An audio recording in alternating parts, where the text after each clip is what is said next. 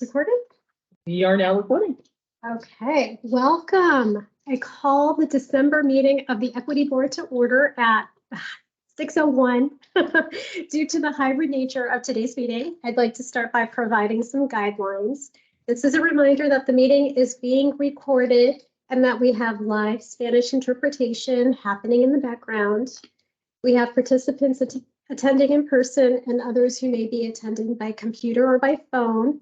For all meeting attendees, please speak clearly and pause frequently. State your name each time before speaking. If applicable, mute your microphone when not speaking. If having technical issues, try joining the meeting using a different device such as a smartphone or tablet, or use the call-in information in the meeting invite to call into the meeting. So now we'll begin by taking a roll call vote of board members in attendance. I think I have the list here. I've got the list right in front of me. Okay, well, okay, Dale, please. Christina Abonce, Present. Hi, everyone. Christina Lucrezia Choto, I'm here. Tony Curry, Lorna Gilmer, Here. Karthik Kashinath, Ray Manahan, Here. Kelly Munn, Here. Preeti Modi Pam, Here. Varnika Doka, Here.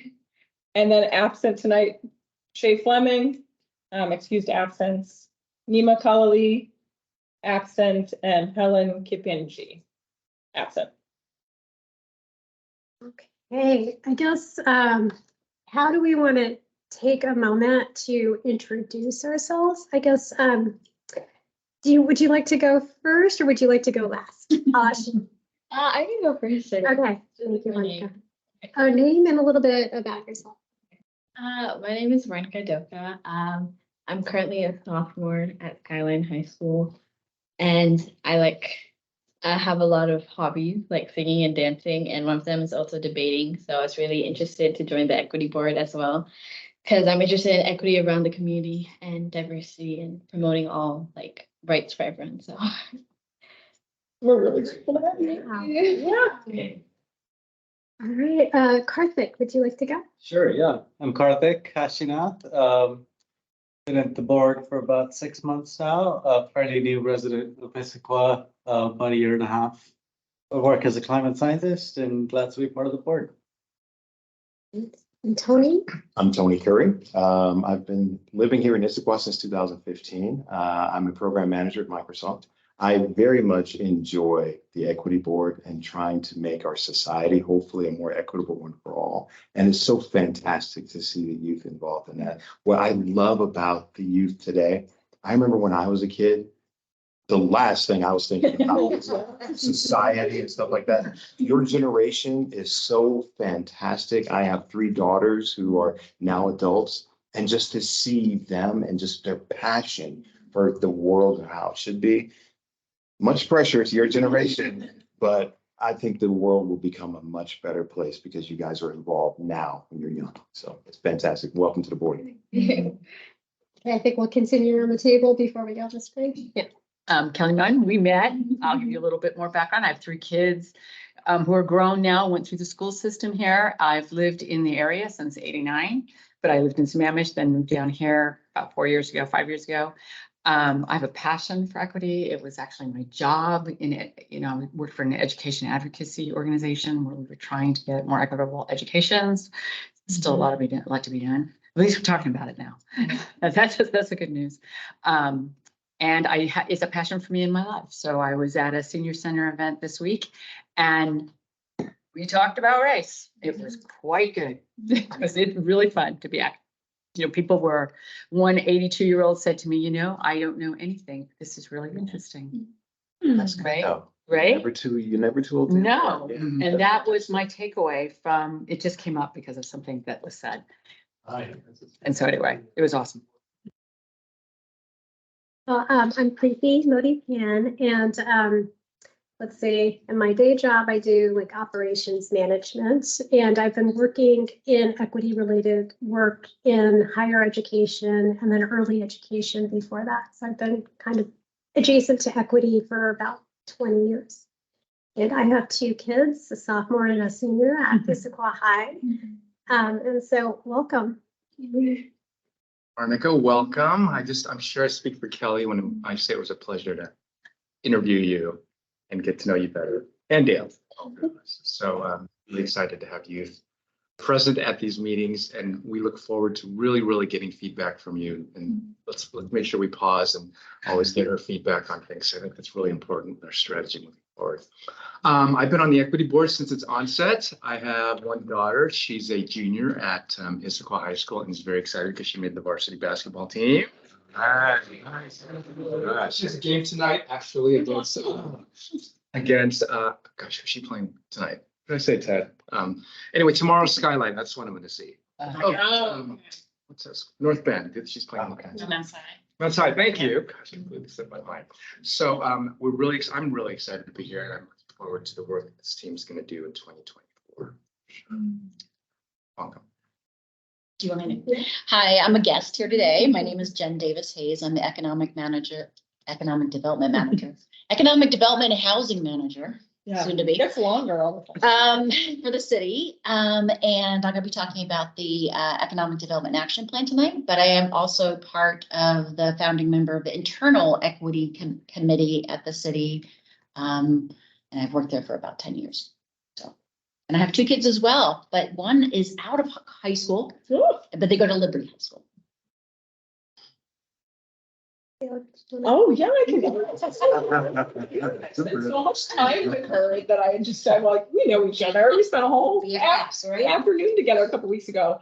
Dan Markey Crimp, I'm the assistant to the city administrator here for the city. So I work in our executive office, and I am, as of a handful of months ago, the new staff liaison to this board. Yeah. And Christina. Hola, buenas noches. Mi nombre es Cristina Bonce y bueno, represento a las mamás en Issaquah. Pienso yo, ¿verdad? Porque estoy comprometida con mis hijas y ellas son las que me trajeron a participar más en la ciudad. My name is Cristina Bonce. My name is Cristina Bonce. I think I feel like I'm representing the mothers here in the city of Issaquah due to the fact that my daughters kind of made me go into this, and I'm very glad to be able to join this meeting. Thank you.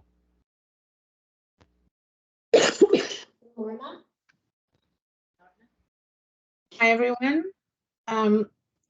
Hello. So I am Lorna Gilmore. I work, I've been a teacher for the past 23 years in the Issaquah School District.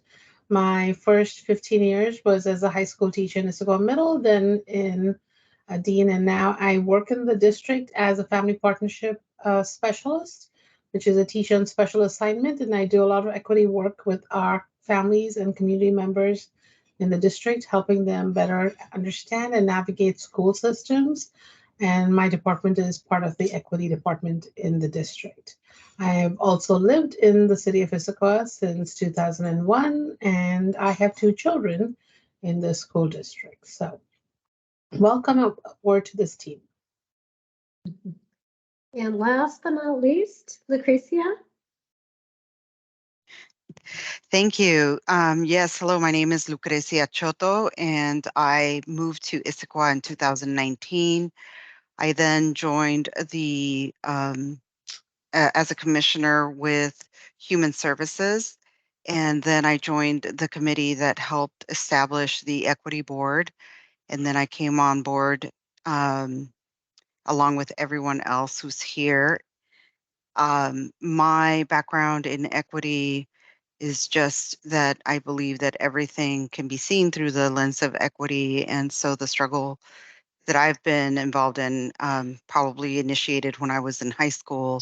And like you, I started pretty early on volunteering with my then city and throughout any city that I have lived in, I have volunteered in some capacity with the purpose of ensuring that voices that are not at the table are considered and that we think outside of what keeps us comfortable. And yeah, that's basically who I am. I also, contribute in other ways to the community. I volunteer with the food bank and with Habitat for Humanity.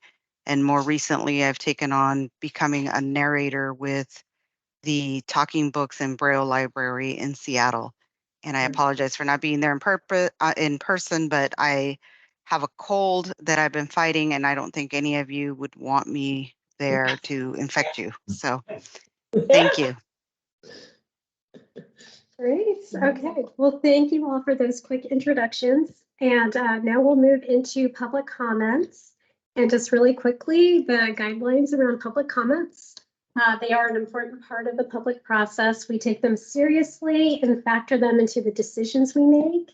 And Dale, I'm doing with Ted here. We have a public comment.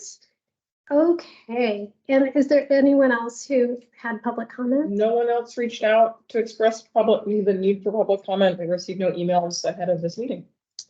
I'm sorry, there's an event that you guys are having that I think is, oh, you're passing out that flyer. Yeah.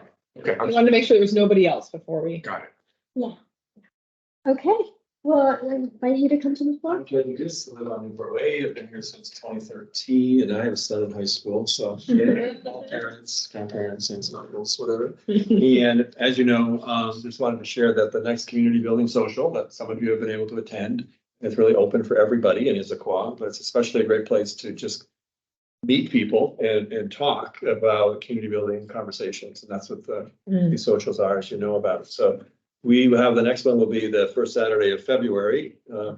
Sounds like a long way away, but not really. Saturday, February 3rd. And at the next equity board meeting in January, we'll give you the final on it. And it will be a conversation topic, supporting community building social. We're thinking of realizing the equality of men and women, or human rights and the well-being of humankind. Kind of is kind of interesting topics. Sound pretty heavy, but they kind of roll out in good conversational sharing ways, usually 30-45 minutes. People are sharing, and then we have potluck dinner and stuff like that, and good social time. Last time the subject was community service. And we had one of the women who works on that here in the community as the facilitator of that conversation. So we'll get back to you next month with the details, but mark your calendar. February 3rd. I'm sorry, February 7th, February 3rd? Yeah. On Saturday. Usually from like 5 to 7:30, something like that, or don't have to be there the whole time, but it's really, really open for everybody and people really enjoy it. Yes, thank you. Awesome. Thanks, Ted. Thanks, Ed. Okay, and now for the approval of minutes. So I'll refer everyone to their board packets, and we have minutes from November 1, our last meeting. I'll let folks take maybe a minute to scan them to see if we have someone who will be ready to make a motion to approve.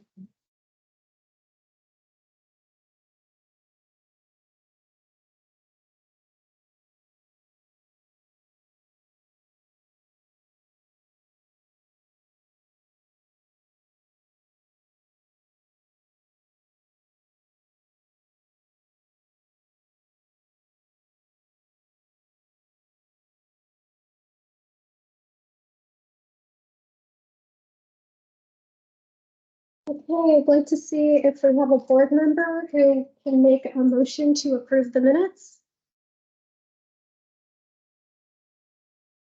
Sure, I can make a motion to approve the minutes. Perfect.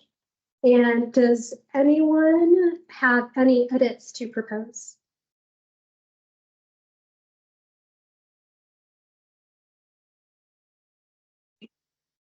All right, so I'm not hearing any edits, so I think we can approve them unanimously. All righty. Okay. And now, as we get into the heart of our agenda today, we have Jen Davis Hayes from, Economic Development and Housing Manager. Soon to be, yeah. Soon to be Yeah. housing manager. Okay. Unless you have a better name for it. There's a lot there, but Yeah. welcome. And I think this is a continuation of the conversation our Yeah. boards had had last summer.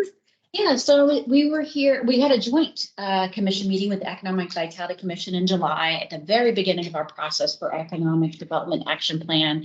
And so we wanted to come back tonight.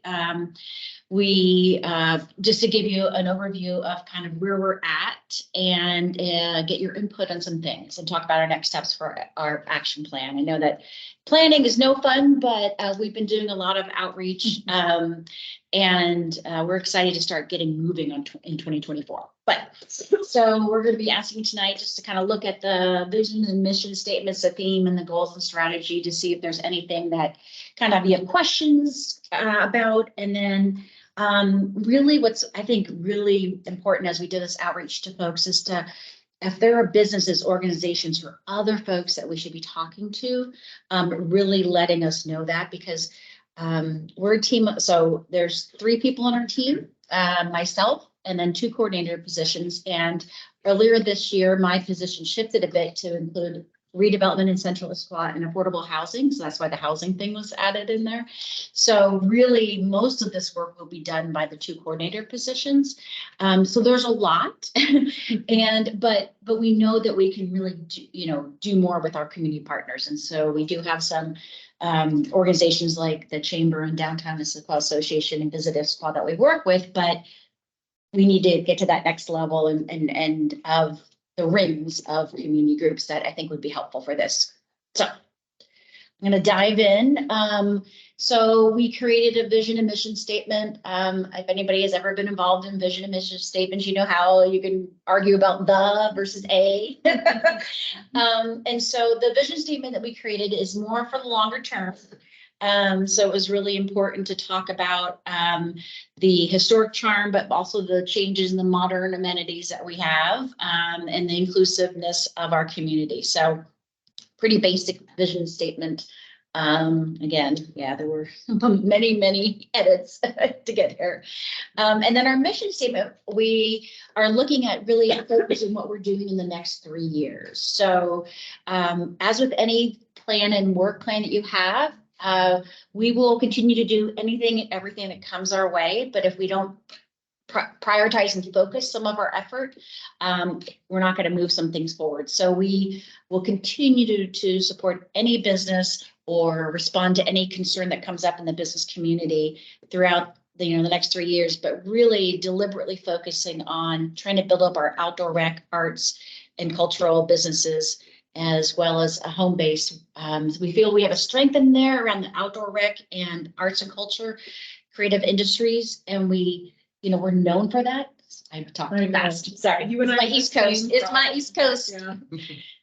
And so we want to do some intentional work on this in the next several years.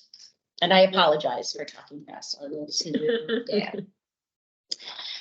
And then, so we came up after, and I thought I had a slide in here about the outreach we've had since July. We have did surveys to businesses and to residents. We did what we called office hours, where we sat in coffee shops and said, "Hey, we're here to talk to you." We did door knocking. We did work within our vision partners, going to their boards. And yeah, there was a couple other things. So what we heard a lot were these 3 themes about what we could really where our work should continue to focus and continue to refocus on.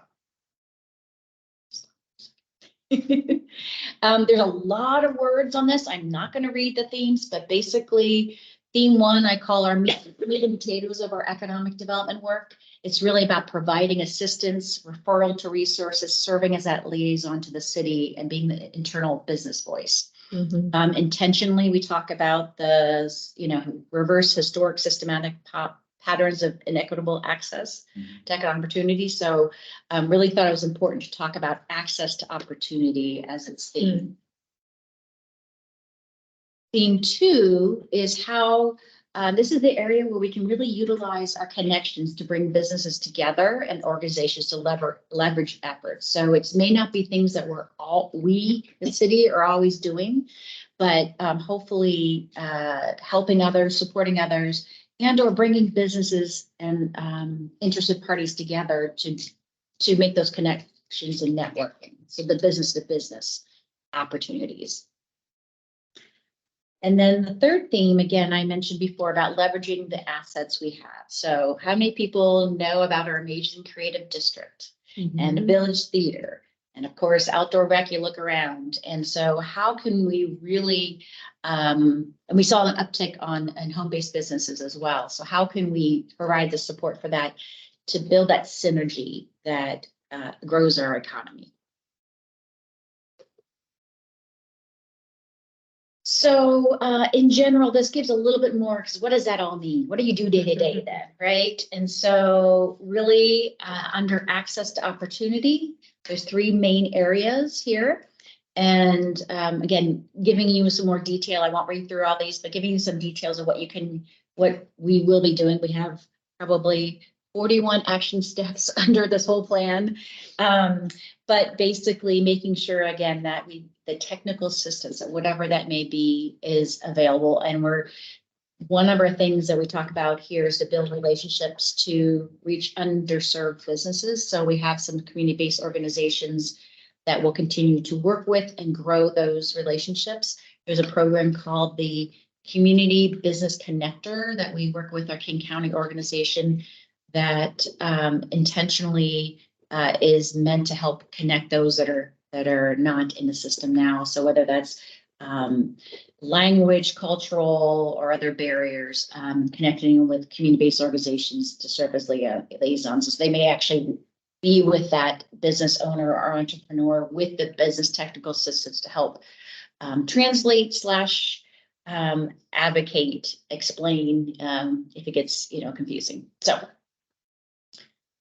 again, theme 2, really thinking about how do we engage those within our community and the peer-to-peer support. If there's interest in a lot of these things are, if there's interest, we will support. We may provide some funding to the chamber to do. Again, leveraging those things. And the amplify piece is really something that we've seen a lot of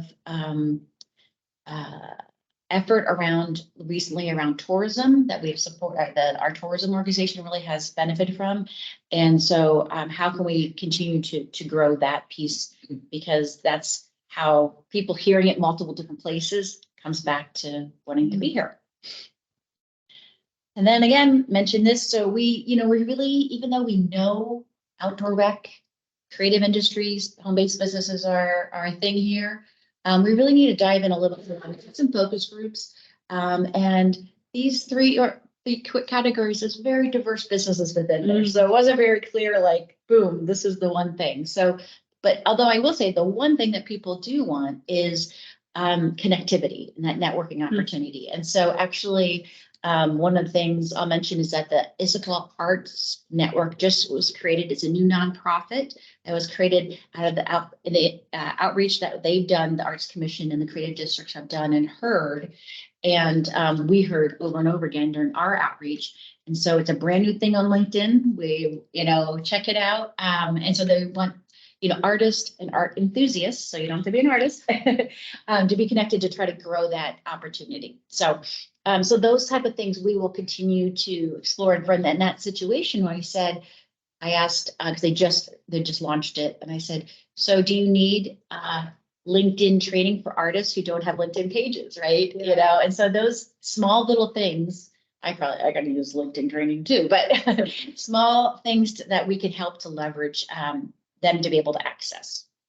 So again, we're incorporating feedback right now into the action plan. We plan to finalize it this month and next and go to City Council committee in January for final adoption. And then we get to do the fun work in 2024, go out and start focusing on building new relationships and building upon the ones that we already currently have. That's it. Yes. So I can pull up any of the slides if you want to go back and specifically ask a question or talk more generally about the plan. Have any questions or comments? Also, go ahead, Ray, if you want to go first. Sure. This is a lot of work, obviously, to build all these things that you put away. But two questions came into mind. One was how has vitality changed from 2022 going into 2023? Did businesses leave? Did they come? Are we losing them? Was it an uptick or a downtick? That's the initial question. And I guess the second question was around equity. As you try to build your strategy, I'm interested in what from an equity lens are you looking at? Are you looking at to get more specific ethnic groups? And I can be very precise about that. Like on Gilman Road here, there's a wonderful Southeast Asian grocery store that is fantastic. I don't know if you've ever been there, but what lacks is Southeast Asian businesses. Like I have to go to South Center or over in Bellevue to go to a Chinese grocery store. So it's specific things like that I'm curious about. But I guess it's also based on demographics too. How many of you actually reside here? So of course, that's the businesses that are going to pop up. So those are the two things, the numbers and the target on specific ethnicities. Yeah. So you might, just you going around may notice that some businesses have changed since 2020. Our job numbers decreased, but then they are back up to pre-2020. So for instance, when Corner Bakery closed, Tipsy Cow came in. So there's been some of that change. So job numbers were back to pre-2020. And I think one of the challenges, so like, wanting to recruit a Chinese grocery store or whatever, vacancy rate is really low for retail. So it's about 2 or 3% right now. And so if you have a space that you know of that I don't know of, I mean, there are some spaces, right? But we continue to talk to property owners and making sure that we're aware and informing them of what interests there are. But if there are businesses that or specific needs that for the different communities, that would be great to know. We haven't gone out for an equity lens, so we used, I should have mentioned this, we used the equity framework internally to do our RFP, and our consultant also, we talked about equity all throughout the process.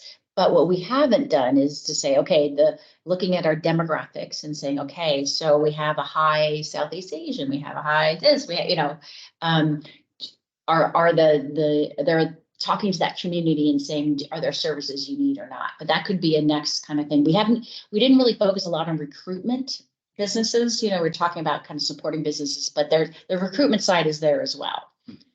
So that is definitely something we can do. Hard part is tell us who to partner with. So this is that part, like, are there groups of people that we should, and when I say groups, meaning, is there the Highlands I know has a lot of community groups. Are there other groups like that we should be reaching out to, or religious organizations, or community groups that may not just be Issaquah but cover the East Side? And I think that's where we do want to start.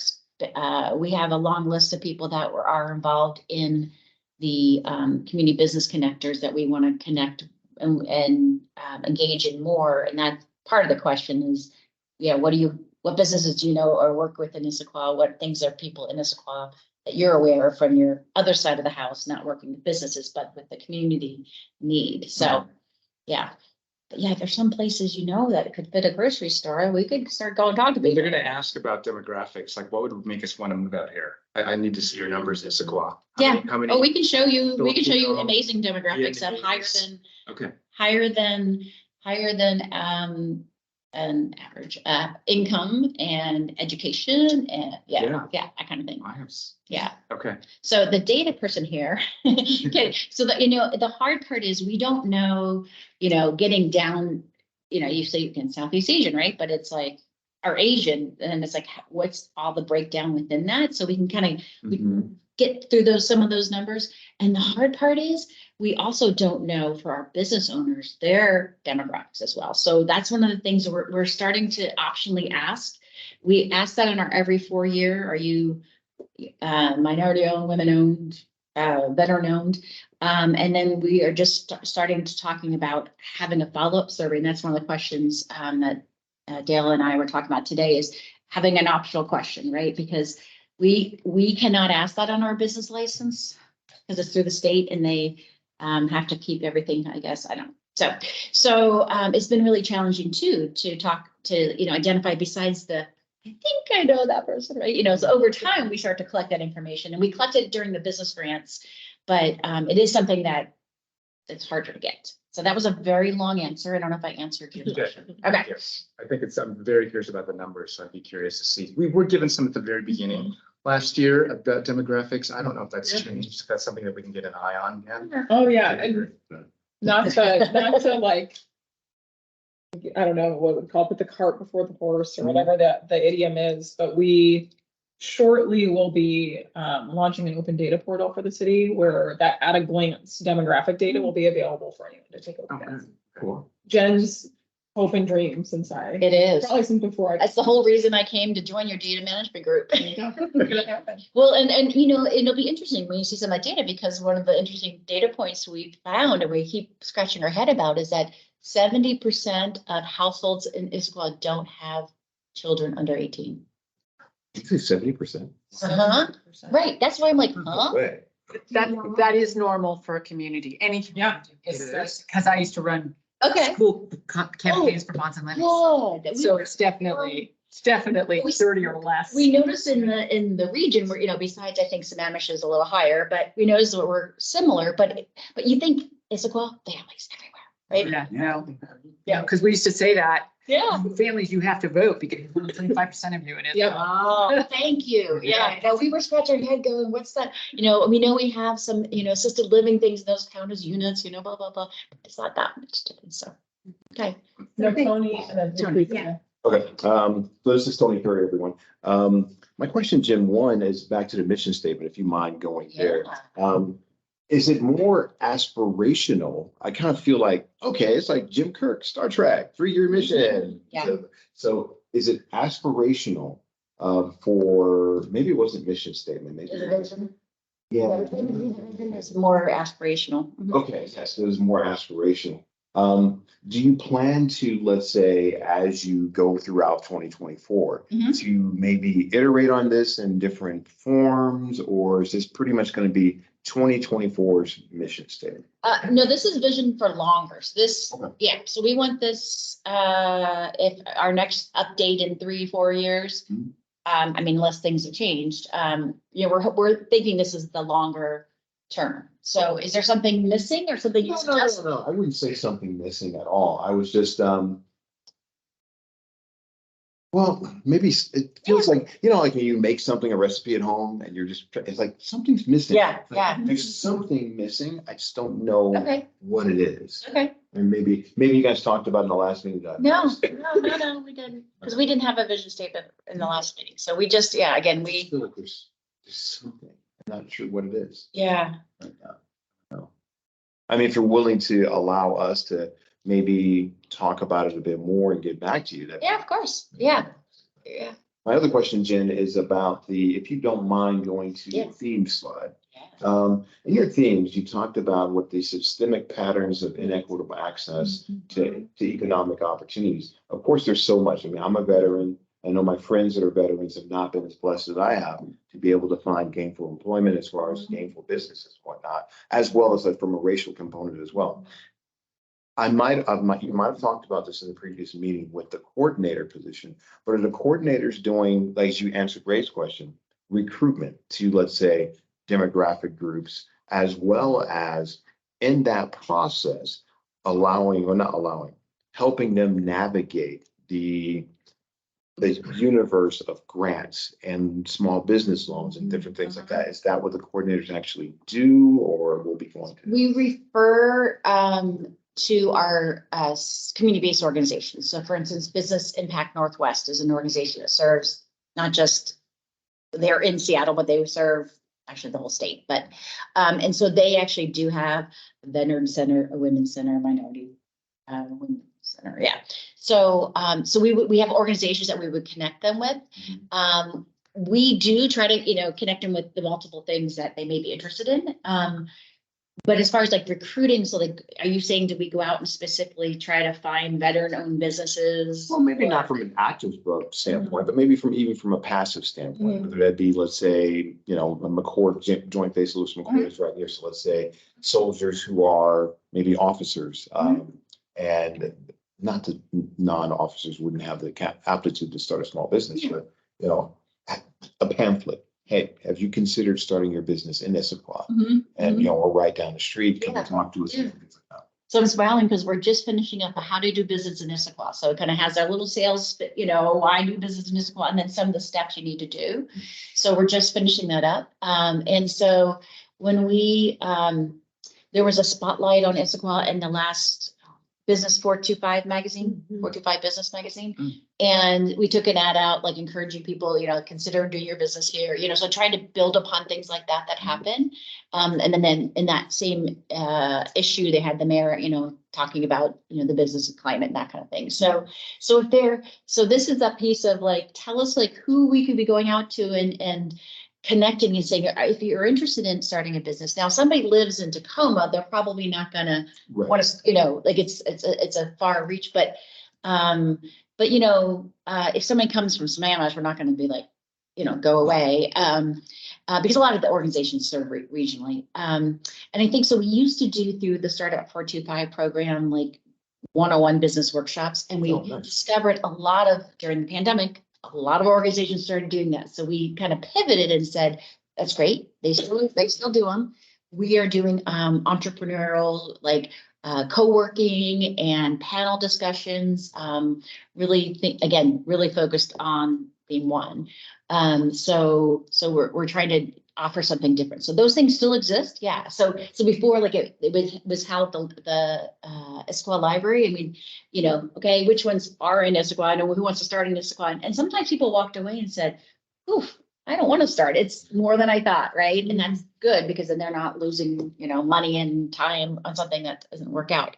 So yeah, if you know groups that, again, we'll go and talk to anybody about the benefits of that, and then we'll, go shop local, right? Like pitch the current businesses too. So we cold call, we do anything. So yeah, I'm hoping that any of you that want to have connection, even if it's a small group, that want to learn more. Yeah. And one last question, if you don't mind.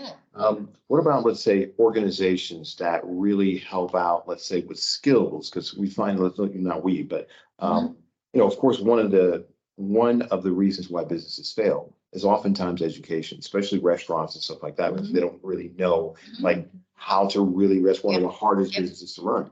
So let's say organizations like, I'm going to segue to, let's say, organizations like Toastmasters, which is really about public speaking, how to speak and how to write a mission statement, how to do an elevator pitch. Those are all business skills. So are your coordinators reaching out to business organizations that can help develop Issaquah businesses for free, through, let's say, skill development, networking, the whole nine yards? Yeah, that's interesting. The Toastmasters, I'm going to put, so for, again, so for instance, some of those workshops you're talking about are around. Thank you. Some of those organizations do marketing. So marketing is a big ask.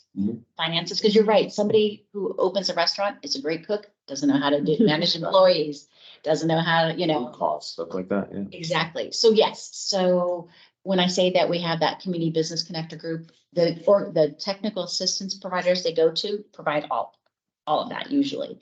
The SBA, SCORE, we have a small business development center advisor that also can sit down one-on-one with businesses. And it is about getting, what do you need specifically, right? Because yes, you need all these things, but maybe it's better to hire a bookkeeper and focus on this, if that's what you're, and so really working individually about that. Okay. But so there's two options, going to a workshop and listening and learning and asking questions, about marketing 101 and, the individual 101. So both of those exist. Okay. And yes, those are the connections we make. And if they need assistance through language or other barriers, we then Fantastic. connect them through the community business connectors. Okay, fantastic. Thanks, Jen. That's a King County wide program that just started. They're relaunching this year. Yeah, and that was a lot of fun developing because you realize everybody kind of came together during COVID, and you're like, okay, how can we keep this going and pay people for it versus asking them to do it for free? Thank you. Yeah. I think we have Lucrecia next. Yes, thank you. I had a question regarding whether you have any inclination or if the city is at all interested in something a little bit more organic, like providing parking lots for pop-up businesses that are local. I'm not saying pop-up businesses that would come from outside, but trying to get businesses that are, maybe run out of homes and that are not brick and mortar to give them some place so that they can be more visible, and as well as food trucks, because I know of at least 2 food trucks that have left Issaquah. They didn't shut down because they didn't know what they were doing. They basically needed to move because they couldn't find where to park. And that's a business that has left Issaquah and is now one left for Snoqualmie and another went to Bellevue. And so I'm just wondering, what are we doing to attract something that's not as formal as needing a brick and mortar storefront? Thank you. Great question. And I'm smiling because space was the #1 concern across all industries. So, from the creative industries to all of them. And so one of our big points is about space, figuring out alternative things, working with property owners. So so the Issaquah Arts Organization, the new network, is talking about that as well, and has something coming up. Well, they'll be able to announce early next year. But the pop-up kind of ideas is on our list. We do have some current buildings that have smaller spaces, and so letting people be aware of if they're more office. There's the Meadow Creek Business Center where you can rent a room, a conference room for a day, a week, a month, a year. And then the work lofts, which is something different, but it's it's across from Gilman Village, and there's smaller spaces. So when you move out, you need more space out of your garage. Food trucks breaks my heart because it is about private property owners and being able to lease out. We have in our code that was updated last year or beginning of this year. We don't allow food trucks in our right of way. So they have to be on a private property. And it's really hard. I mean, because if you're a shopping center and you have restaurants in your shopping center, you're not going to bring a food truck in to compete against your tenants. I have talked to many and worked with many food trucks of trying to locate, the Raleigh family who owns 80 acres. They would bring in food trucks for a while for their tenants. The large business park over where Microsoft and Costco would bring in some. They had to stop doing that because those are empty now. But if we actually are also working on a 1-pager for food trucks, because the other thing is it's challenging to get through our system of what you need to do. So, but yeah, I wish there were more locations for it. And if you know any property owners, I mean, that's the hard part. This is a private property, where I would send them to different places. And like even on the end of Front and Gilman, where there's the coconut tie. So the empty parking lot that's to the north of that is a different parcel owner. And so I've multiple times send people there, and, I can't make property owners do something, but we worked with a food truck that was in front of the Grange for a while.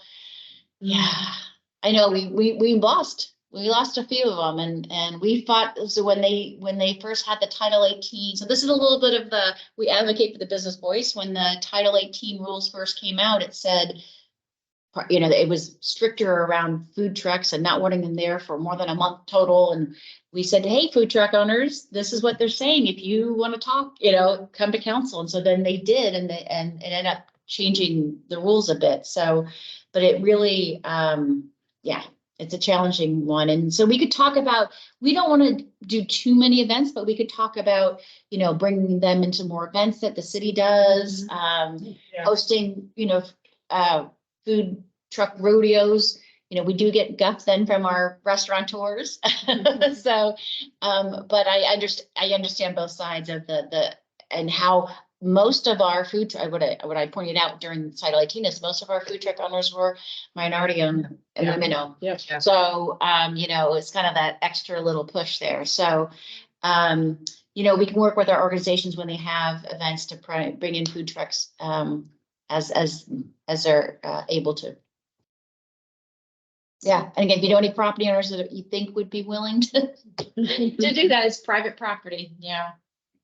I have a comment and a question. One is on the vision statement, because Tony, you like had me stare at it when you were asking the question. I'm having a hard time reading it because, you know, if I take out some of the adjectives, forge a place feels like a weird expression. So I just want to put that in there. Yeah. That feels a little weird. But then, okay, so then my question, again, like my mind melding with Tony here. So going back to this, like, so access to opportunity, theme 1. So the reverse historic and systemic patterns of inequitable access to economic opportunity. So can you speak a little bit about what those patterns are? And then what does it mean to reverse it? Because I think if it's been historic, then we have certain communities of business owners who are starting at a deficit. So reversing it, do you mean pulling them up, or is it more of a pro-equity to not just bring them to the mean, or is it bringing them further up? So I'm just kind of wondering what you mean by reverse. So maybe starting with that. Yeah. What are the historical patterns on that? What does it mean to reverse it? Yeah. So and I was just thinking about that. We'll bring them to the mean and bring them up. I mean, so I think the way we approached this was that we recognize the historical patterns. Not that we went and did a deep analysis of Issaquah, I'll say that. But one of the ways is that we are going to intentionally focus more efforts on working with underserved businesses, getting them connected to the right type of technical assistance.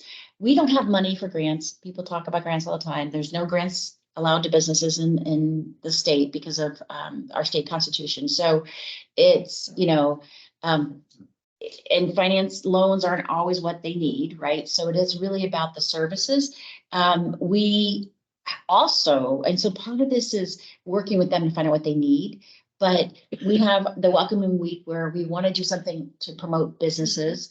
We haven't really hit on something yet, so hopefully there's some opportunities to plug in these businesses and more opportunities. We also talk about getting them for the ones, again, not everybody fits in one lane, but getting connected to on procurement lists more for our local, state, and federal, if you know, that's a lot of more strings, but so working intentionally. We have also talked internally, and I'm not sure if you were part of that conversation, Dale, about our contracting processes and our insurance requirement process. And that's something too that Human Services, who have small nonprofits, also butt heads against. So what can we do? Our procurement finance person, like we want to work something out. So there's things there like it's systematically that we can try to do. There are things that we want to intentionally try to figure out, okay, what is it that would best help? How can we connect you with some of the other things that we do so to promote you more? And improving our process and getting connected with what resources are out there, because there's to be certified as a minority WINB, that's okay, but that doesn't, not all businesses need to do that. But there's a lot of resources out there, and especially since COVID has been focused on that. So making sure those connections are made. And so when people asked us during COVID, okay, where are the Black-owned businesses? And I'm like, let's go to the, and there were none at the time on intentionalists. Is that what am I saying? Yeah. Intentionalists. Yeah. And so, we put out calls to like in our business e-news, like if you're, one of these, please put, consider going here, right? People are asking for that. So again, collecting that information and saying and being able to support. So when we have celebrations that we do as a community, are there ways that we can connect those businesses, better? So there's multiple different ways. I don't know that, it's a highly scientific, really focused on, okay, here we know in Issaquah, these businesses have had these discriminatory things happen. Because we just haven't done that. Okay. And then how you said underserved. So Yeah. is that the women, minority, veteran? That's how you would define it?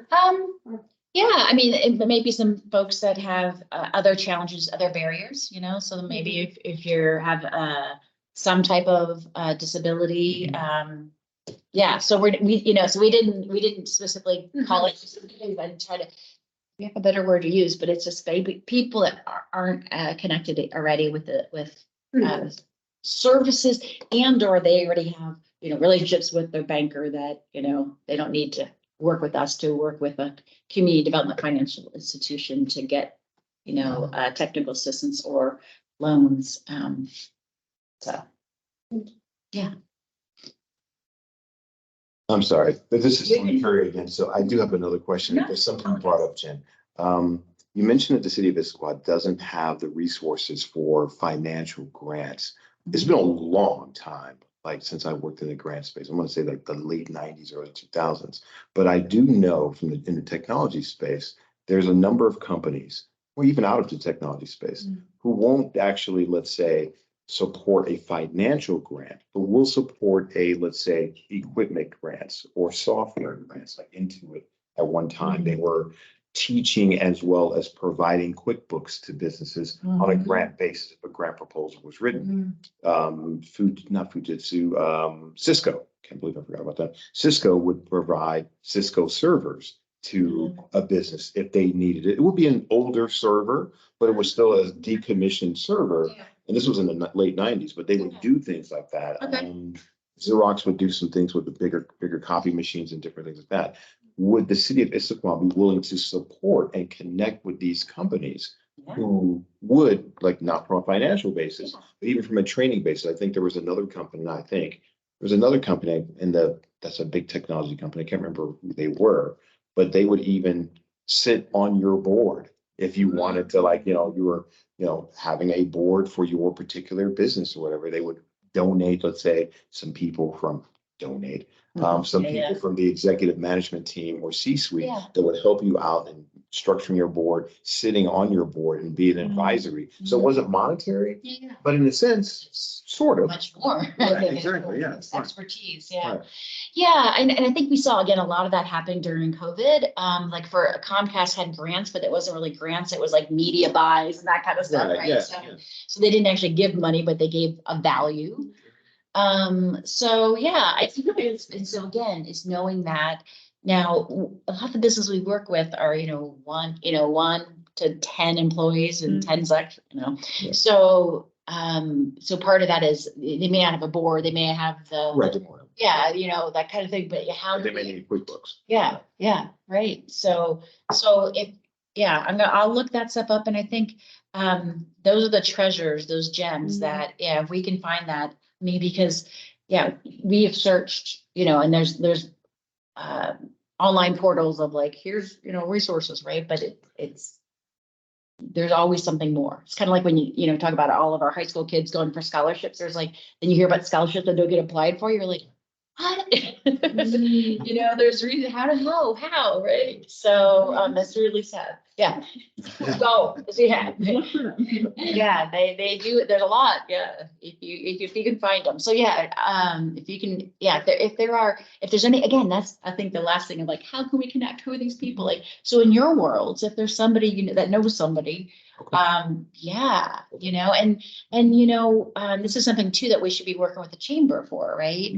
Because I think that when I first started in 2013, they had an advisory. They don't have this anymore, but the basic where the chamber members of a lawyer, you know, marketing, whatever, we're going to volunteer 2 hours or whatever their time to other smaller chamber members for that, you know, the thing is part of industry experts, they call them. So that's something that we could look at, how we grow internally, you know, support people who want to be mentors. Yeah, business mentors. Yeah. Yeah. Yeah, I had a question about how you honed in on these three sectors, outdoor rec, creative, and home-based businesses. It's somewhat self-evident, but I was curious what other choices you might have had. Yeah, so we, I think, so we had 2 surveys out to businesses and to residents.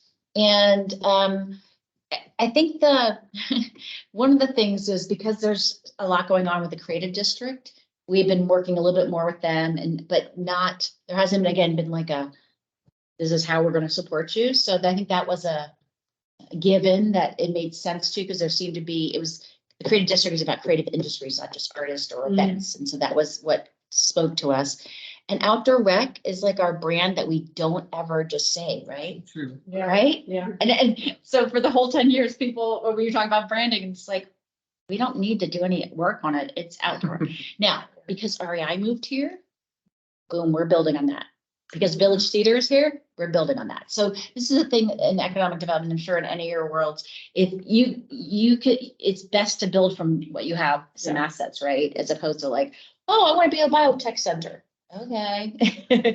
So I think having REI, you know, join, and we're working with both Costco and REI to make connections with their vendors. So then you get down that, because you know REI and Costco are not coming to us for business technical assistance, but we are meeting with them to say how, you know, how's it going? How can we support your employees? And so REI has I'm gonna remember the name of it, but incubator-like program for minority-owned outdoor rec owners. And so we're like, we need to talk to you, right? And so we found somebody who knows somebody who's made that connection, right? And so we're like, okay, we see enough of these tangents to like make it work. So yeah, in 3 years, if we, you know, we tried multiple different things, and we've talked to organizations and businesses in that industry that are outside in the region to say, hey, what do you think if? What do you think if? And there was enough bubbling up. So yeah.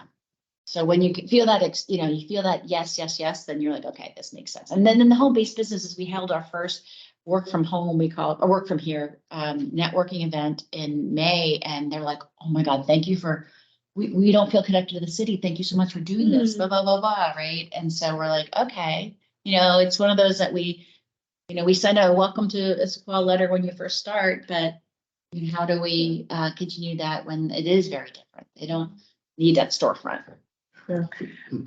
So I'm really intrigued with what you're doing. I think what you're doing is fantastic. I am interested in knowing what you think a year and 3-year goals or success would look like, particularly. I know. No, we were just talking today about metrics and and particularly around equity, right? And the named historically underserved groups, you know, because without that, the vision's great, but you need to know what you're trying to do. Yes, Yeah. So one of the things that I can remember, because again, we started with 41 metrics and no, is one of the things we talked about is increasing our relationships with the CBOs that serve the underserved groups, right? And increasing the number of referrals to those, right? Right. So really building those relationships up. I was at a inclusive Kirkland event last Saturday, and Like I took a picture of their spot, their organizations that sponsor. I'm like, okay, I gotta call that one, I gotta call that one, and so, yeah, just kind of starting to build that beyond the business connections that we have. I'm trying to think, because again, so the process, do you name, so you will come up with your. So Big Right. Hub, for instance, is a Korean association that supports Korean businesses in the East Side. So we don't have a relationship. Okay. Let's go and talk to them. Yes. Yeah. During the pandemic, I talked to because again, cold calling, I go and search and find the Japanese. There's like 3 different Japanese groups. I was talking to one of them, so, we will, we have a group of those organizations that have been are in that economic development sphere that work with East Side for All. So becoming better friends with them, figuring out how we can support them, because that's other things. I don't want to go there and go, hi, can you work for us for free, basically, right? So realizing that, but yeah, one of the ways that we have, there's maybe some value both ways, right? So maybe it's not that grant, but maybe there's a value that we can provide to their folks. Sounds great. So figuring that out, and then I think, in 3 years, I mean, I don't, we're getting again to trying to be more sophisticated about collecting that data, the jobs, sales. Now, not everybody wants to provide that information, but if they're willing to, that's the ultimate goal, right? Is increasing the success of that business, and that means jobs or doesn't have to be jobs. The sales or the income for those individuals. That's a little harder to get because people, don't always get the government stuff they don't have to. Yeah. I'm just trying to learn like a little bit more about all of this. But in your first and second theme, could you expand a little bit more about like your regional business needs and how you're engaging with regional, like some of your main techniques you're doing to engage with them? Yeah, no, that's a great question. So how many people think we can solve transportation on our own or affordable housing so a couple of things is we have a regional recruitment agency called Greater Seattle Partners. And so recruitment is that big sexy thing around economic development, but it's really, really, it's almost like spaghetti in the wall a little bit. So so they are traveling internationally to go talk to firms all across the world and the country to come to this region, right? So they're never going to say, I want to come to Issaquah. They're going to say, I want to come to the Puget Sound region. And then we work with them to identify, we have these places, and we do site visits and all that kind of good stuff. So making sure that we're in that conversation, because we're 40,000 people, right? They serve actually serve 3 counties. So it's a lot, pretty big. With transportation, so we as economic development, but also we as city want to make sure that business perspectives are included in when Sound Transit and Metro are talking about bus service now, light rail later. So we're making sure we're at the table for that. Affordable housing, I get to do that now. So, but working again, that's something that we are not going to solve ourselves, since we have a coalition on the East Side called a Regional Coalition for Housing, ARCH. And there's probably like 10 other issues, but making sure we also meet the economic development staff for the East Side started meeting during the pandemic. And so now we're meeting monthly. So it's amazing how many common problems we have. And so, especially during the pandemic, we're like, hey, great, you already created a grant program thing. Great, I'm going to use that. Here, you can create here's the streetery stuff we created. So, and scratching your head, workforce, that's the big one. Yeah, workforce. So there's a large system around workforce, which includes community colleges, organizations that serve people that need skill training to get to the job, or support services. And so that's another thing. We want to work with businesses in Issaquah. Right? We say, okay, it's hard to find employees. Well, think about something non-traditional. Right. Here's a group of organizations like the Y and other ones that support the people that you will hire, right? You're going to hire somebody off the street, or you're going to hire somebody that has that backup support. If your car breaks down, they have access to get it fixed. So that's how I'm trying to sell it. Well, it clicks with some people and not with others. So, so there's a lot of organizations out there you'll learn. You'd be like, wait, did they do that? And they do that? And yeah, it's kind of how things sprout up, right? Also, in your third theme, Yes. I think you talked about like identifying opportunities and challenges and reinforcing like Issaquah's identity. Yeah. Is this something you've just like discussed within your own like groups of parties, or do you gain like public opinion on this? And, like maybe even like youth or like people in Issaquah? Yeah, so for regarding the, I'm gonna make sure I understand when I go back here. So the needs, I'm trying to see where this is because it's across. Then I think we would want to better understand the needs of the businesses more specifically. But we also do want to know, like, if people in the community are saying, I really wish there was we have ski rental, we have lots of bike shops, but yeah, whatever that may be. Again, then we know we can put that out in the world. We can start talking to people, talking to businesses that are in another, would you like to open a second or third location here? That type of thing. But as far as the branding and identity, that's a community-wide thing. So again, we haven't really put our arms around, we are outdoor rec, right? You know, we are the whatever, you know, branding, and that's not my thing, branding slogan thing we want to have, but yeah, so I do see that as a community wider conversation. So because it has to make sense, right? If I all of a sudden say, hey, we're the center of wooden trolls, well maybe, but but the center of, you know, I don't know, water bottles, you'd be like, okay, right?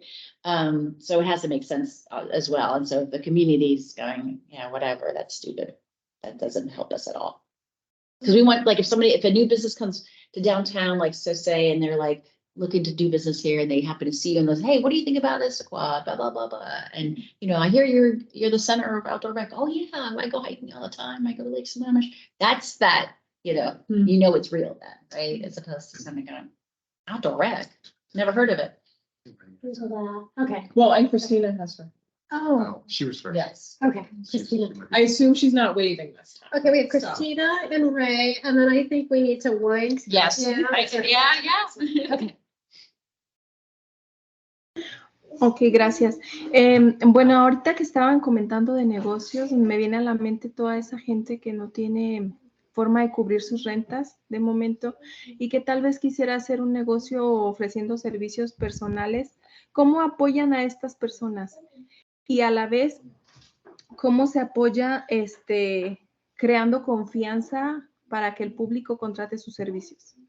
So as we're talking about different businesses, it occurs to me about all the people who can't pay rent. So I'm wondering about some sort of personal services that could be offered and how one goes about that. You mean rent for commercial space or rent for housing? Bueno, esto puede ser para ambos casos, pero básicamente me refiero a los individuos que quieren ofrecer un servicio en la comunidad, cómo se les está apoyando. Perdón, como cuando se estornudó, no escuché lo que dijo. Básicamente me refiero a los individuos que en la comunidad quieren ofrecer un servicio porque no han encontrado trabajo. Entonces, ¿cómo puedo apoyárseles? So it could be both points of view, both individuals and businesses. And the interpreter had to get a repetition because somebody sneezed and the interpreter wasn't able to hear what was said. But I'm thinking principally of those who don't have jobs and can't make ends meet.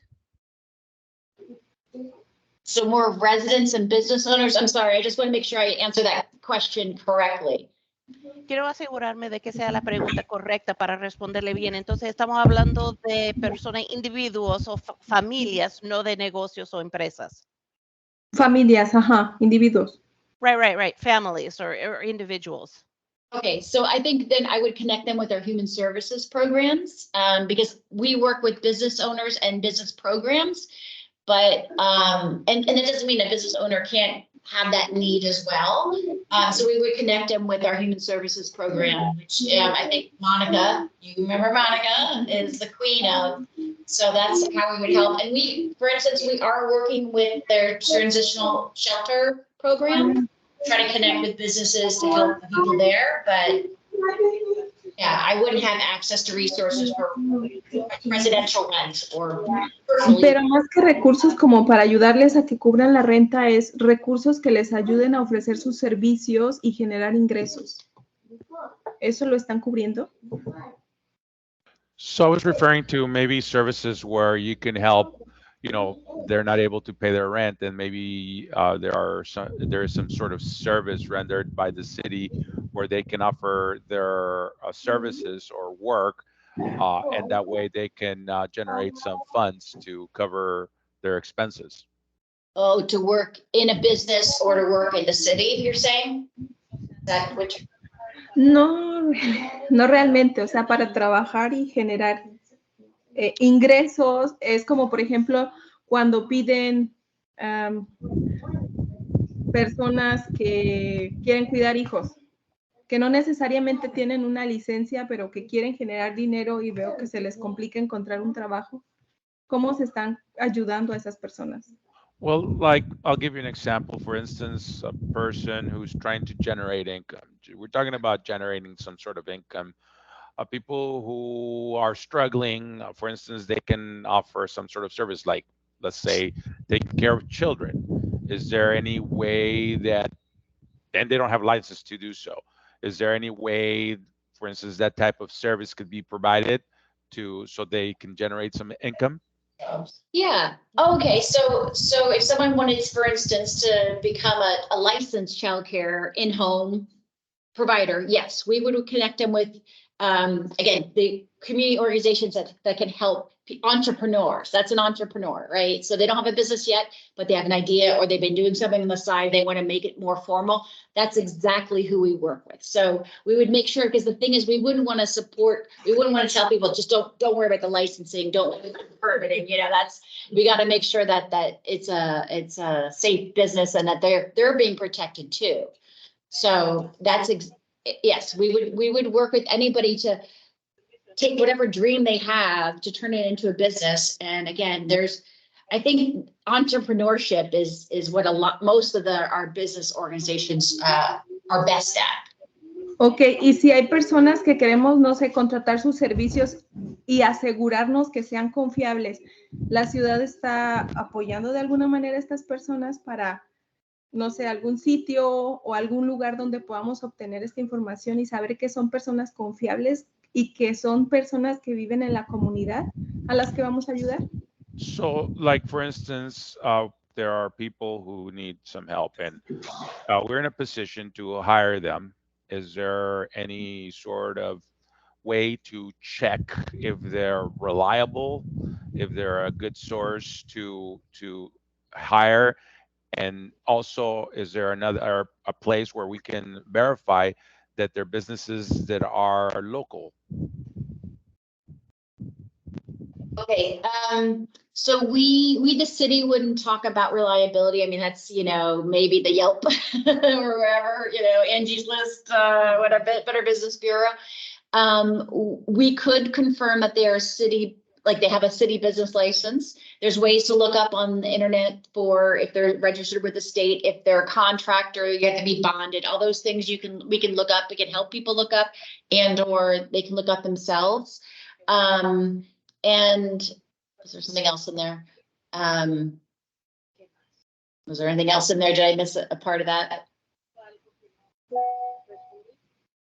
Creo que es todo. De pronto es lo que se me viene a la mente. Gracias.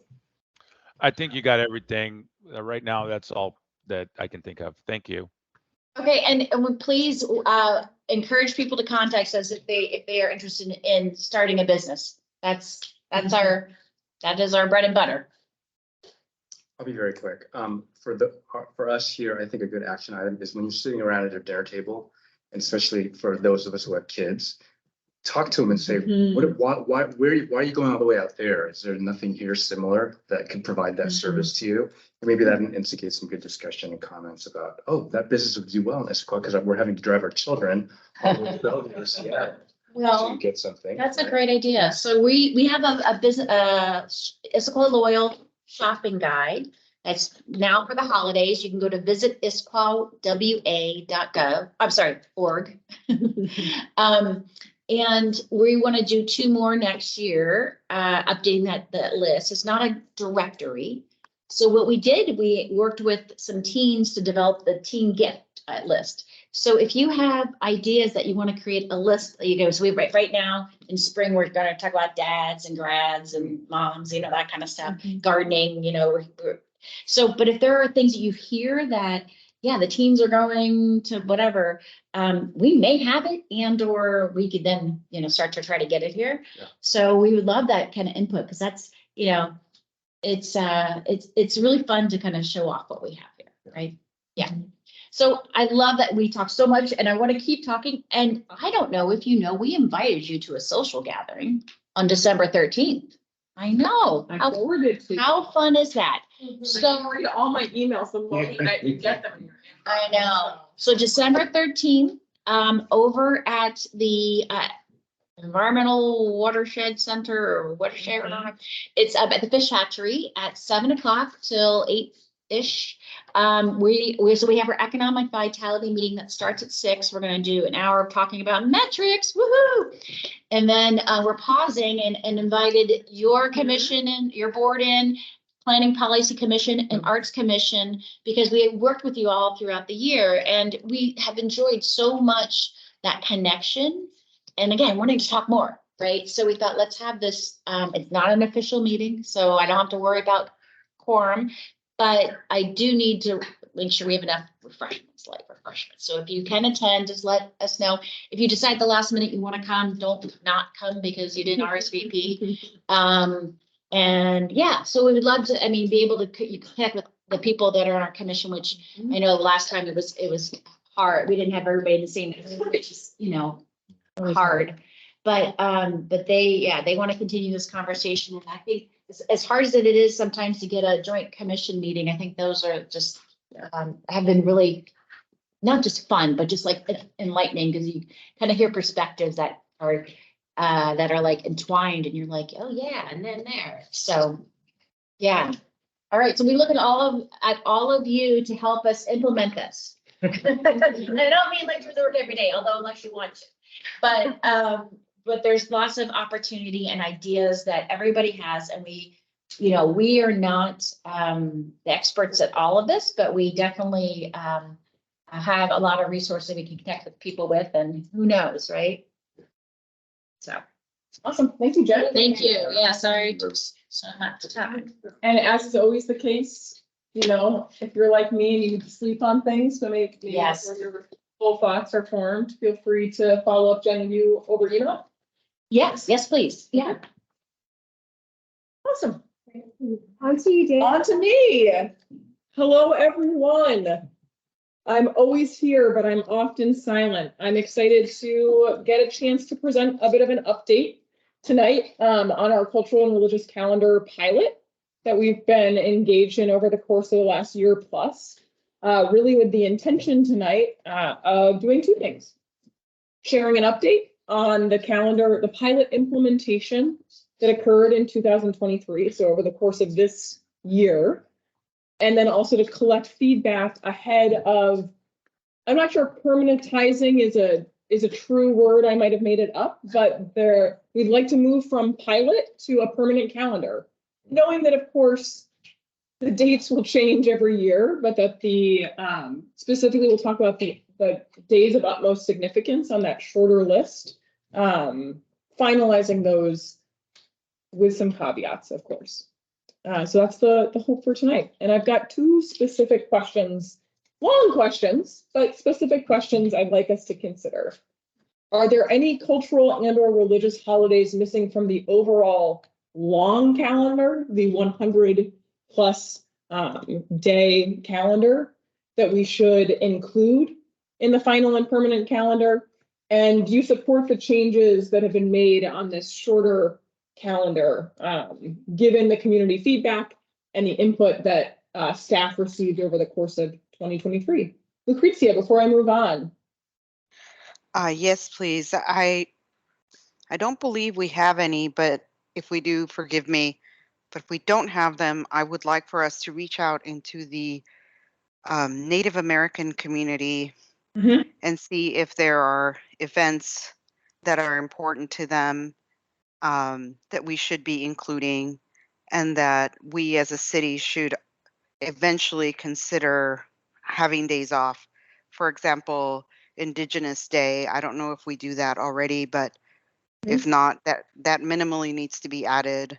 And I would like for us to consider having a day off for that in particular. Thank you. Thank you. I'm happy to share a bit about the work the mayor has already done in consulting the Snoqualmie tribe and decisions that she's put forward, and we can absolutely add that recommendation if the group would like to. Okay, so I'll give you a little bit of background. You all probably know more about this calendar than I do, which is not true. I've now downloaded all that information from the folks that have led that work. But I was new to this calendar, to understanding the deep work that's been done on this calendar. The calendar was originally developed in partnership with some of the folks in this room, both at the table and in our audience tonight, to provide a tool for diversity and inclusion for city staff by creating a list of important religious and cultural holidays that the city should take into consideration when planning public meetings. So whether those are public meetings that have been on the calendar all year, like our city council meetings, regular board and commission meetings, like the ones that we have, or even just open meetings, open houses that we might need at an ad hoc manner throughout the year. And the second purpose is to formalize the city's commitment to diversity and inclusion and help increase awareness of the religious and cultural diversity represented here in our city. When the calendar was developed, 3 criteria were used in determining what holidays, days of significance would be prioritized. We could have made a list of every day of significance that exists across the world, and that would have potentially, every day you add it becomes a little bit more diluted in terms of the ones that we're saying we really want to attend to. And as we will have a discussion at the end of this presentation about even our own planning for a meeting, it can be very hard to negotiate the planning of public meetings with each day that we say we can't have a public meeting on. The days that we can have them become fewer and fewer. And we have many, many boards and commissions, I think 13 boards and commissions, in addition to council committee meetings, in addition to regular council meetings. So that's hundreds of meetings over the course of the year. So we used these 3 criteria to determine which holidays and significant days would be prioritized in this calendar. Priority was given for holidays that pose significant work restrictions and therefore would limit members of our community from engaging in public spaces. Consideration was also given to the demographic representation in Issaquah, making sure that the holidays and significant days celebrated by residents here are reflected in when we choose to have meetings. So not just how our meetings are conducted, but literally the days that they're on matter for inclusion. And then last, certainly not least, consideration was given for holidays that provide an opportunity for individual and community reflection, for increased awareness, and for deeper understanding. This is likely not news for some of you are like, yep, I helped write the document that said those words, which is great. The implementation, this is maybe where I get to bring some of the fun new knowledge to the group. So at a very high level, there were sort of 3 elements of implementation. Sharing that full longer calendar with staff. From that full calendar, determining the days of utmost importance that should be used in scheduling public meetings, specifically which days not to schedule public meetings on. And that shorter list was shared on the city's website. And then we have 3 specific teams that really led the implementation. And I'm going to talk a little bit about, and you saw in the memo for tonight, a little bit about what each of those teams endeavored to in the implementation effort. The first one is a city clerk. If Tisha and Chris don't have to be at a meeting, I really tell them, please take the night off because they're often at meetings. And so I'm going to talk a little bit about their implementation. Our city clerks focused a lot on that utmost significance holidays on our city's website. They were 14 or 15 days in particular that the city clerks went and looked at all of the public meetings that we had for the entire year, the city council calendar, council committee calendar, and our boards and commission meetings, and made sure that none of them conflicted with any of those 15 days. I believe the direct number of city council meetings that were moved was actually in the memo itself, and I don't want to get it wrong. But I know they needed to move a number of city council meetings. And then when it came to board and commission meetings, you know, it's one of those really fun, you move one domino, you move many dominoes. So if you move from one meeting, you may have to now move another meeting. Space, as we've talked about, and I know this group has experienced, space for public meetings at the city is also kind of limited. And so if you have 13 boards and commissions, you know, I don't want to use the word battling, but, you know, vying for 2 to 3 public meeting spaces, it can become very challenging. And so we didn't quantify that. We didn't go back and kind of look at exactly how many, but we do know that there's a lot of moving around of meetings to accommodate that calendar. Ambitious yet feasible. Something that the clerks in reflection said, I'm really glad we did this. It was really tough to do it to not do it from the beginning of the year, but they're really excited to have a clear calendar to plan around going into 2024. Hopefully to be able to, with those days already to plan around from the start. So challenging, but it worked. So they ensured that no city council committee or advisory board or commission meeting was scheduled on any of those dates that from the pilot calendar, from the utmost significance list. Let me talk through the next 2 implementation pieces, and then I'll pause. I believe that's when we'll talk a little bit about what I'm proposing. Communications was another team that really, I would say, led a lot of implementation of this pilot, specifically by sharing holidays from the calendar with community through both Twitter or X or whatever we call it these days, and Facebook. And also they created and they maintain the city webpage on which this calendar exists, and they monitor for resident feedback or community feedback that comes through the website. We, of course, are accepting feedback through all sorts of channels, but we do have right on the website a place to say, hey, I have a holiday or a day of cultural significance that's not reflected in this. And human resources. So on the internal piece, you know, one of the big reasons for this tool was to support the learning and development of our staff also, and our staff awareness around the holidays are celebrated by members of this community that we work and serve.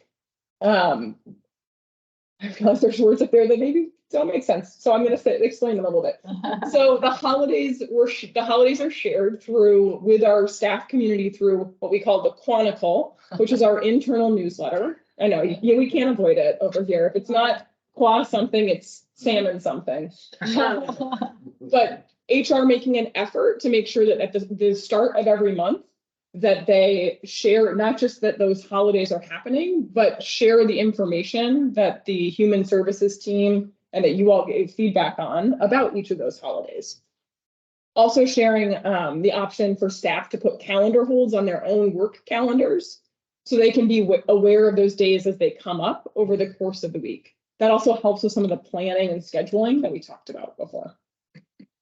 And as is mentioned, aware of them alongside the holidays that are already sort of pre-populated into our calendars, the federal holidays or the holidays on which the city hall is closed. Feedback. We did get feedback throughout the year on this pilot, and I want to share a little bit about the feedback that we got. I know that I will talk just through the 3 bullet points. Specifically, we got some feedback on the exclusion of Christian holidays of utmost significance in the calendar, namely Good Friday, Easter, and Christmas. I think it was a really great conversation. Speaking from personal, I was personally in a conversation where we talked about this a bit, and that the purpose of the calendar was inclusion and diversity. And so there was really an issue of exclusion when we took away holidays of utmost significance for other religious groups. A change was recommended for the Baha'i holidays that are on the utmost significance calendar, in consultation with the Baha'is of Issaquah. Looking ahead, there are many holidays to celebrate, and so we wanted to make sure that after this pilot year, the two that were on that shorter list are these the ones that we want to make sure we're really protecting when it comes to when we plan public meetings. And a change to the Buddhist holiday on the utmost significance calendar to better reflect a holiday that's most holy to the largest number of Buddhists. The holiday that was originally on the utmost significance is really only celebrated by one sect of Buddhism. And it's not even truly the most significant holiday for that sect of Buddhism. And so the recommendation was made to change it to a holiday that is universally celebrated by Buddhists and is considered to be a holier day, which is reflected in the short calendar, which we'll talk about in a moment. So this brings us to the 2024 calendar. There were no changes to the long calendar. We didn't have anyone reach out and say, you forgot holidays. I don't feel that my community is reflected in this. Per Lucrezia's comment and question, Mayor Pauley has worked closely with the Snoqualmie tribe, one of our closest partners, around which days they'd like to see reflected. And I think I can still bring the recommendation if this group would like me to bring the recommendation. They've explicitly asked us not to celebrate Indigenous Peoples Day. That's not a day that they feel reflects the day that they want to honor, but they'd like their Founders Day in that calendar. And so we have the Founders Day in the calendar. It's not a day that requires a work restriction. So we've asked them explicitly, should that be a day we plan around? And they've said, no, you can hold public meetings on that day. So that's a conversation. She has ongoing relationship with tribal leaders. And so we've chosen to honor that. I think if this board would like to make a recommendation in addition, I think you should feel free to, during discussion, to talk about adding that, and I can carry that forward to council committee. So that'd be great. Yeah, we'll come back to that. But so for the 2024 calendar, the changes we made, which I just sort of talked through a bit right here. The one additional, in addition to the feedback, so the changes up here, the first three bullets reflect the feedback that we received from staff and from the community. The last bullet, I think, is also really important. There was a great conversation around there's got to be some way to put these days of utmost significance, which are almost entirely, I think maybe entirely reflective of religious significant days, alongside other days of cultural significance, many of which are already days that are granted no work days by the federal holidays system and days that our city hall is closed.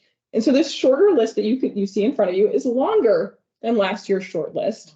I wouldn't say a star and then a double star is a perfect way to connote the difference between the days within the list, but a merging of this utmost significance calendar with our federal holiday city hall closed calendar was also a recommendation for 2024, that we bring those together in a way that we can say these are holidays of a similar significance, even if we will still be open for business from 9 to 4.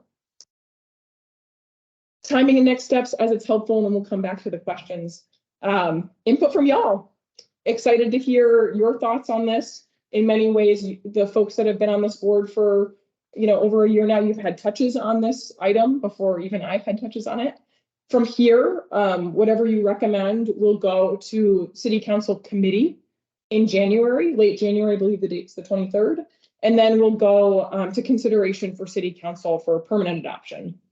The way that will look, as you likely read in the memo, is that doesn't mean that we put it in, we give it to the clerks and we say, good, carry this on. It will always be open for revisiting. Anytime a community member reaches out and says, hey, we've got something that's not in here, we will revisit annually and add holidays as needed. And we'll keep the website up to date and allow people to continue to leave comment on it. This is really just moving it from being a pilot to being a permanent practice that the city engages in. So I think it's a statement of saying, yeah, we're glad we did this. We're glad we did this, and we feel like it represents our city taking a big step forward and making sure that our meetings happen at a time and on dates that are that are available for community members. So that's the long and short of it. We get it pretty good on time there. These are the 2 questions. And so I know Lucrezia has already made a recommendation for the group to consider, but I'm happy to take questions maybe first, and then we can move to discussion. So any questions? Yeah. Well, I don't know if this is a question, but Just say it, you know. I was looking at the longer calendar and I was texting back and forth with my husband, who's from Taiwan, and thinking about Lunar New Year. And I know there's a lot of days where folks who observe that in the region, they take a lot of days off and a lot of businesses close. So I don't know what that means, but it is a period of significance, you know, for the region. And we have, I think Jeremy's point, you know, earlier, demographics here. We do have a lot of folks from that area. Yeah. So I don't have like a clear, like this day, but just thinking about how that could be reflected in the utmost significance. Yeah, we have Lunar New Year in there. We just have the one day that is considered to be, I believe, the start of Chinese Lunar New Year, which I know is one day. So I don't know how to like operationalize it. So just putting it out there for a little more consideration. And then I just have a broader comment that I'm really proud of the city for moving this forward and to make it a permanent thing. So that's just a great signal out to the community about the being welcoming and inclusive. Awesome. This is more of I just can't remember like everything that went on with this. When I look at this and I think about, okay, well, why did we not include Hanukkah? I can address that a little bit. Yeah, I can too, but yeah, go for it. I just don't remember why. So for our calendar, we have Hanukkah, but when working with a rabbi, she literally wanted me to put in there that this is not like Christmas. This is not one of the most significant holidays, and that they really wanted to protect Yom Kippur and Rosh Hashanah. And even I think Sukkot was one of the other ones, that Hanukkah wasn't really a high religious holiday. So we put it in, but it literally says in ours that it might impact families, but really doesn't say that the kids are going to be absent. But we just put it in there for that, like more knowledge. But thank you, Lorna. That was a good quick reminder for me as well. It is on the long calendar. Okay. Yeah. When I just didn't see it here, like what? And Dale, I can talk about Lunar New Year also a little bit if you want. That would be great. So for the school district, in working with a very large Chinese population and families, we shared the calendar with them and we asked, using the social media platform WeChat, about this, and the parents wanted to kind of just be more aware of the main day of the Lunar New Year, which was the eve. But we did put in a blurb about that it might impact on other days. It might be days for families to be traveling. And we have that in our comment in our information section of our calendar.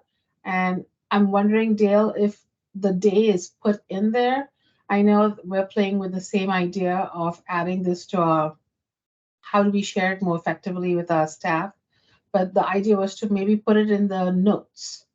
And in the notes, so when people, when it pop opens, if there's some way to like do a pop-up or just like a little blurb somewhere in the note, if they're adding it, like what that means to them. So that was a suggestion given to me to add some of these, you know, details, just so that staff understands, because sometimes it's sunset to sunset, and so people get confused about that and they schedule something. And it's like, no, you can't, because sunset is right now and driving home is going to impact students who are Jewish and they wouldn't be able to attend the event. And so we want to make sure they can. So I think that is a great recommendation. I'm curious, before Lucretia, go to you, I'd just be curious to get folks' thought on that as a thing to bring back to the administration internally, to in those calendar holds, copying some of the nuance, I would say, that we have in some of the longer calendar, so that folks know Yes. that. Yeah, absolutely. Mhm. Okay. Lucretia. Yes, I think that in addition to what you just said, Dale, in terms of adding this because of nuance, I think it would be important to have um, maybe a way to like link each culture that belongs to the different holidays with an explanation, like the one Lorna just gave as to why we have, certain days on the on the shorter calendar and not others, but specific to the cultures, so that for those of us who are not familiar, like what is lunar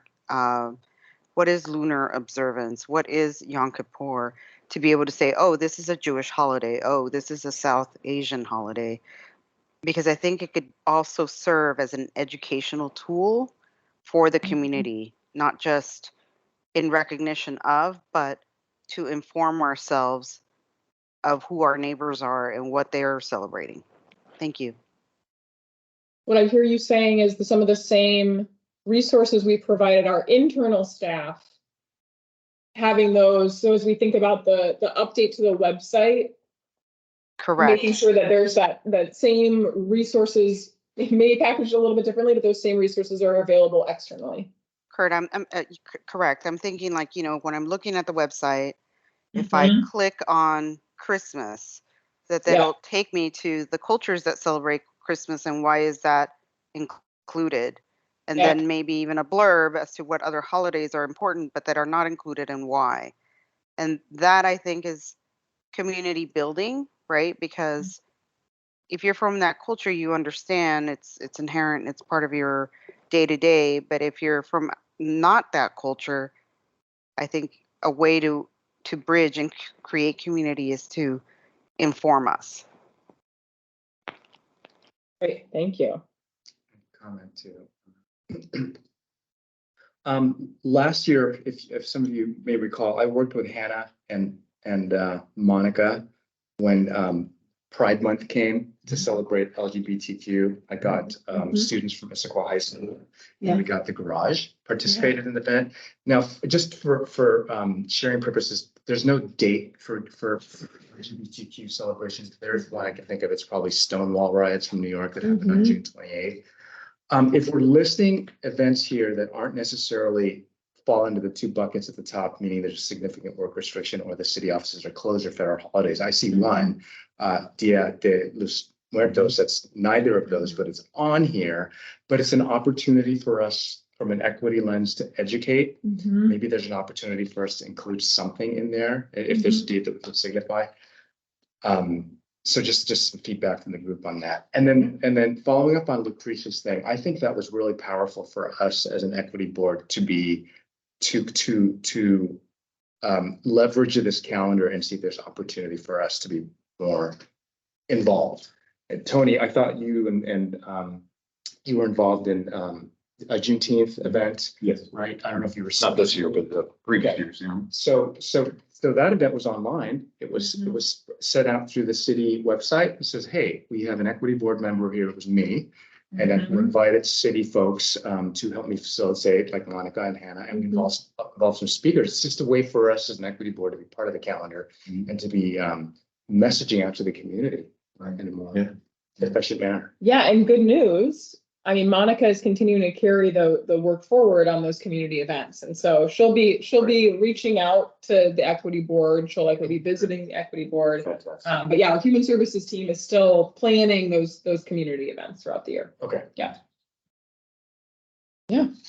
I mean, if you want, like I said, Pride is there's a lot of those that fall into a month, right? You celebrate for the whole month. There's no specific date, but if there is one that we can just mark, and that doesn't need to be happening, but at least it's just acknowledges the city of Issaquah knows that this date exists. So there's a different version of the calendar online, and so there's a Loving Day. Oh, okay. June 29th. Yeah, the court case, June 12th, and then there's a National Coming Out Day, and Where is it? It's in October. Yeah. October 11th. Okay. So Okay. What day is Loving Day? 11th day was, I believe, June 12th on here. Oh, okay. That was like. Yeah. Yeah, the 12th. That's cool. And then along the lines of educating, Ted, there's a couple Baha'i events on here. Like if we can work partners with the organizations that have us, help us put these on the calendar and do one of those educational things online to help talk through things. Just love it. Yeah, okay. Curiosity question, Dale. From a city perspective, let's say as far as equity is concerned, for a city as a city employee like yourself, are there a number of, let's say, floating holidays that city employees are allowed so that they can take advantage of the cultural holidays? We have one. You get one floating holiday. For you. I shouldn't have said that in a public meeting. Yeah. Okay. I would actually like to petition the mayor that it should be more. It should at least be 3, at the very least. 3 floating, please. Yeah, at least. Yeah, let's write that down. We want to have a subcommittee in 2024 that wants to push that. I'm not going to get in your way. Yeah, let's do it. Let's do it. You should at least, 2 maybe, but definitely 3. I think did you want to? Yeah, I had a question about, these are categories for cultural and religious events, but I'm also curious if there is a broader set of categories that includes environmental events. These are significant like Earth Day or Climate Day, Water Day, etc. I want to say Earth Day actually may be, I'm not sure. Preeti has the thing up in front of her. But it might not be. It's not on the online one, and I don't think it's. It's definitely not in the short one. Yeah. Yeah. Okay, I also see that as an opportunity to bring various communities together. Because we are, I think, all concerned about these issues. Yeah. It could be a really nice bridge. So yeah, I have a whole list of possible days, but Earth Day is a pretty well-known one. Yeah. I think that's March 22nd, if I remember right. I thought it was April. April. Yeah, Oh, it's sorry, yeah, April, okay. Yeah, so that might be one. And the comment is, it's very comforting to see 30 days marked on this list. I was born and raised in India, and we had about 30 holidays for all the possible festivals and events and cultural things going on in the country. And when I first came to the US, I was like, what, you only have 8 holidays? I'm going back to India tomorrow. This is like the first time I'm seeing something that is quite close to what I saw as a kid, so yeah, it's nice. There is one holiday that it is kind of like 9 whole days. And I don't know, like, it is a Hindu holiday, but I'm not sure like how many people definitely celebrate it like within this region. Yeah. But it's called like Navaratri. And are you still accepting like community responses for people to? Yeah. Okay. Yeah. I mean, the website, you could share that link with all the people you know. It's on there. Well, it's on the web. It's on the longer ones. Yeah. Oh, cool. Because I think the thing that is really, and I'm sure Lorna, I think the school district went through this process prior to the city going through this process. And what the biggest challenge, and I would be curious to hear your perspective, and not having been in some of those meetings, but was really trying to work with our community groups to decide what are the things that go on the long list, the holidays that we do want to make sure people know, and then what are the ones that we really need to plan around. Yeah. We really need to make sure that we're not prohibiting people from participating. Right. And that's a hard balance because if, as Ted knows, if we took every Baha'i holiday, we would not have a lot of public meetings here at the city of Issaquah potentially.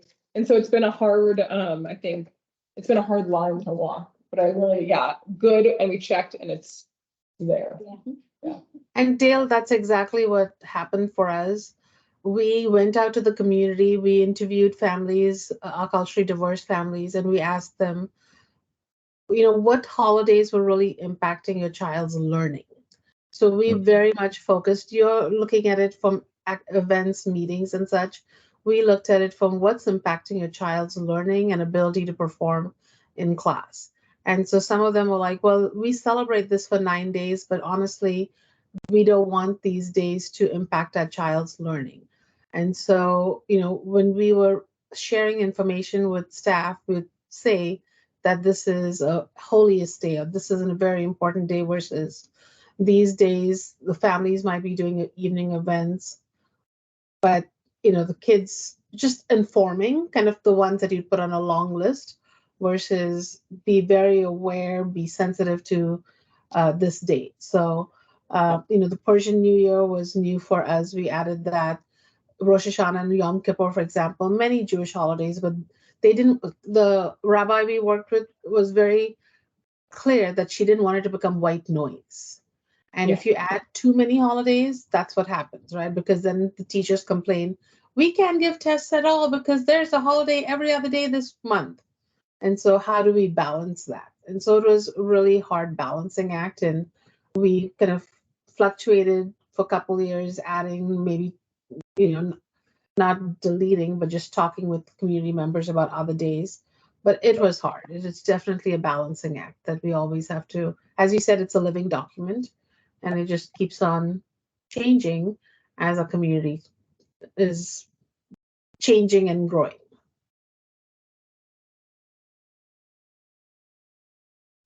Other reactions, comments, feedback?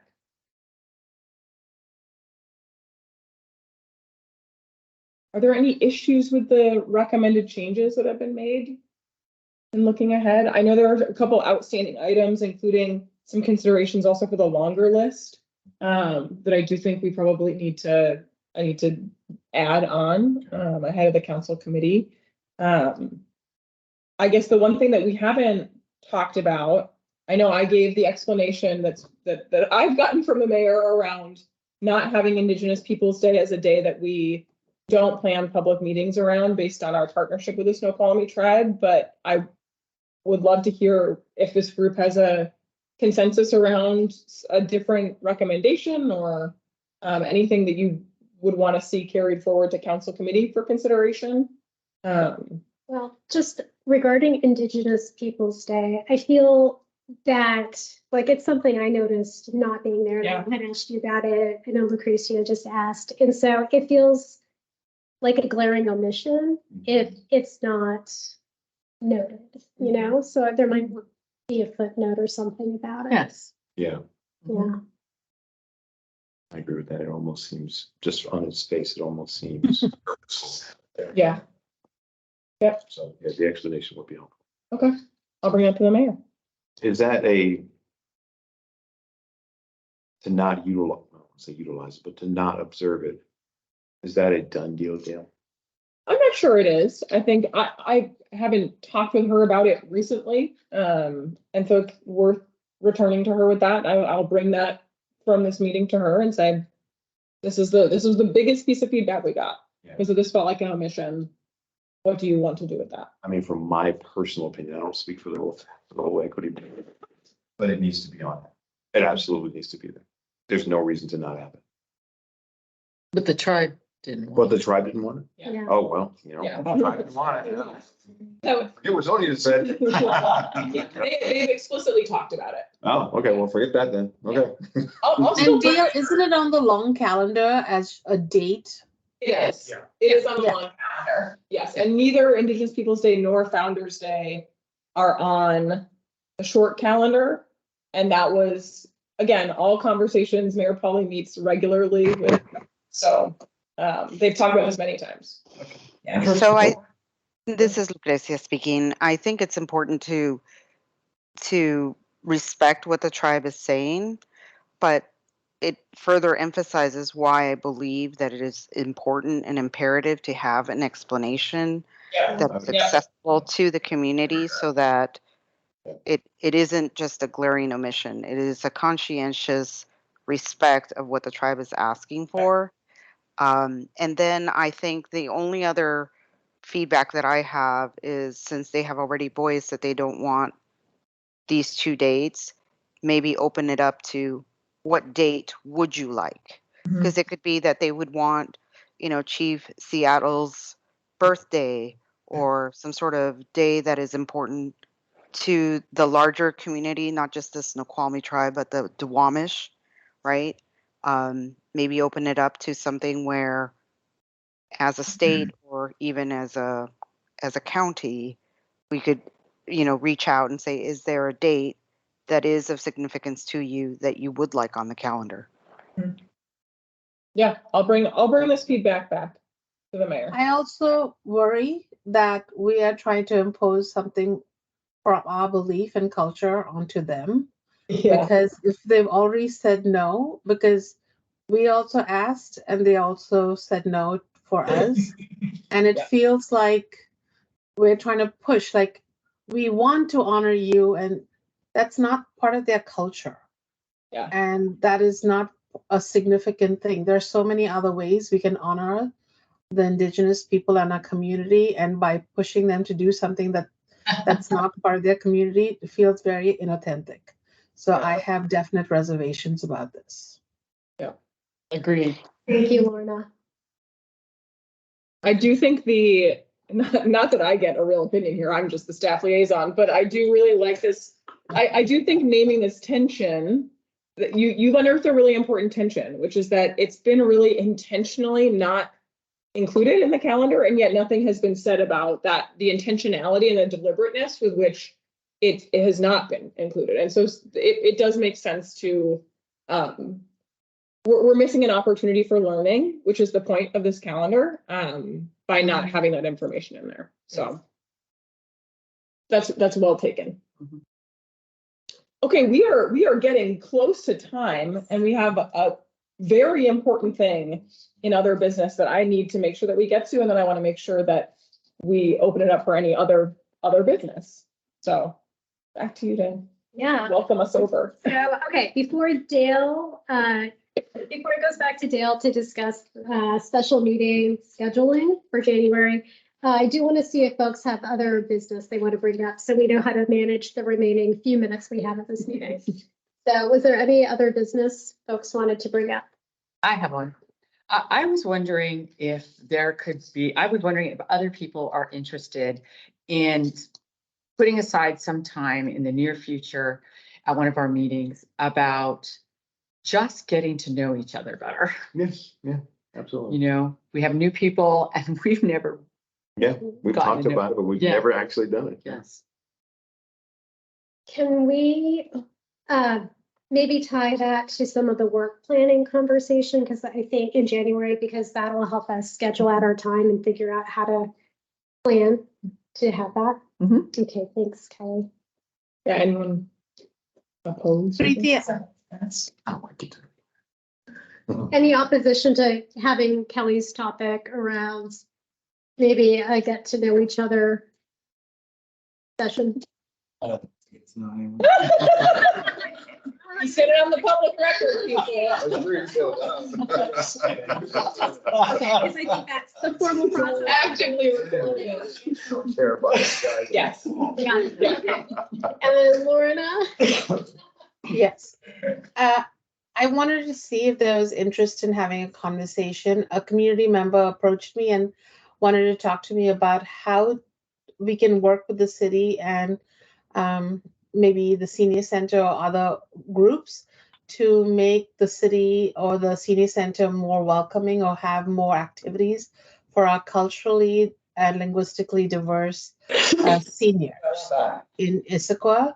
The community member was concerned that some of our senior who are retired seniors who are linguistically or culturally diverse sometimes feel othered and don't feel like they have a space to meet, to do activities, welcomed, I guess. And so I wondered if there was a space or conversation time. I'm hoping to invite her when we do this so that she can share, since I don't want to play telephone. But I just wanted to see if there was a interest in having this conversation.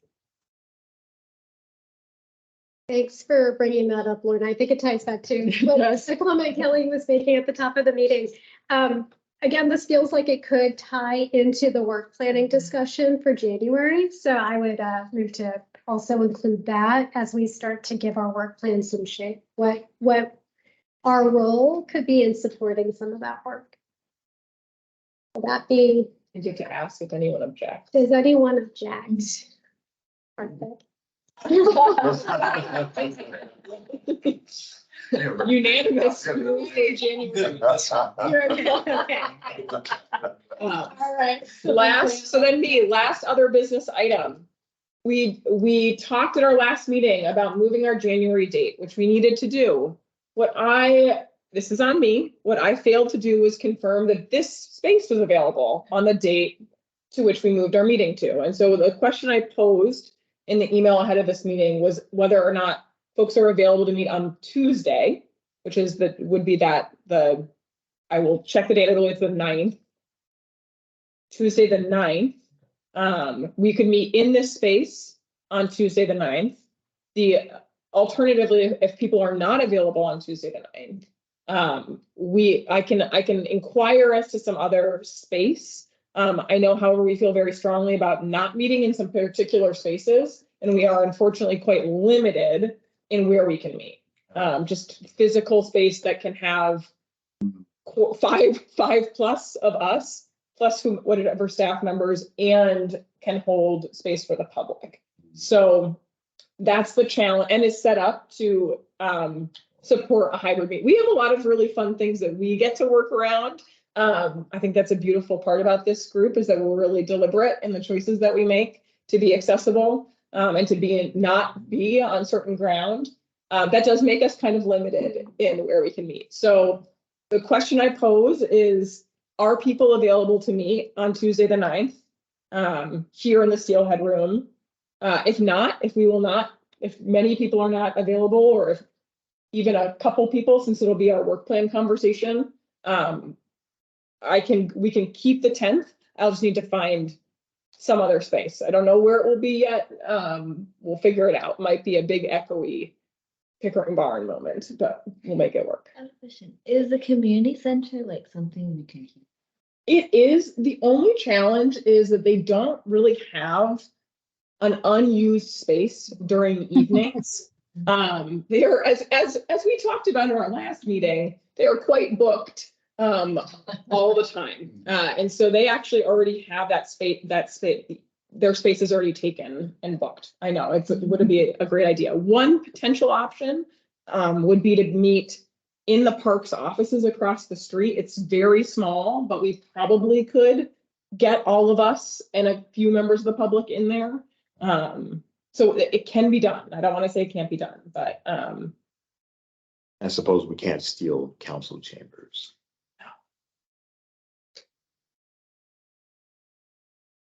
They already have the development commission meeting. Oh, okay. I've really gone everywhere. So is Tuesday off for anyone? Tuesday is unavailable for anyone here? I can't do it. Oh, well, we can't have the conversation then. So we will stay with the 10th. We will stay with the 10th, which was what we talked about last time. I will find us a space. Be ready for an update on wherever we may end up physically being. And I'll let you know long before the meeting happens, but we will keep the 10th. We will get creative.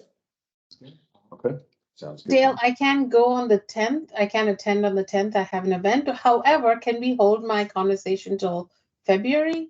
Or is Yes. that too late? Or maybe I can see if the community member can come, or try to figure out what we can do.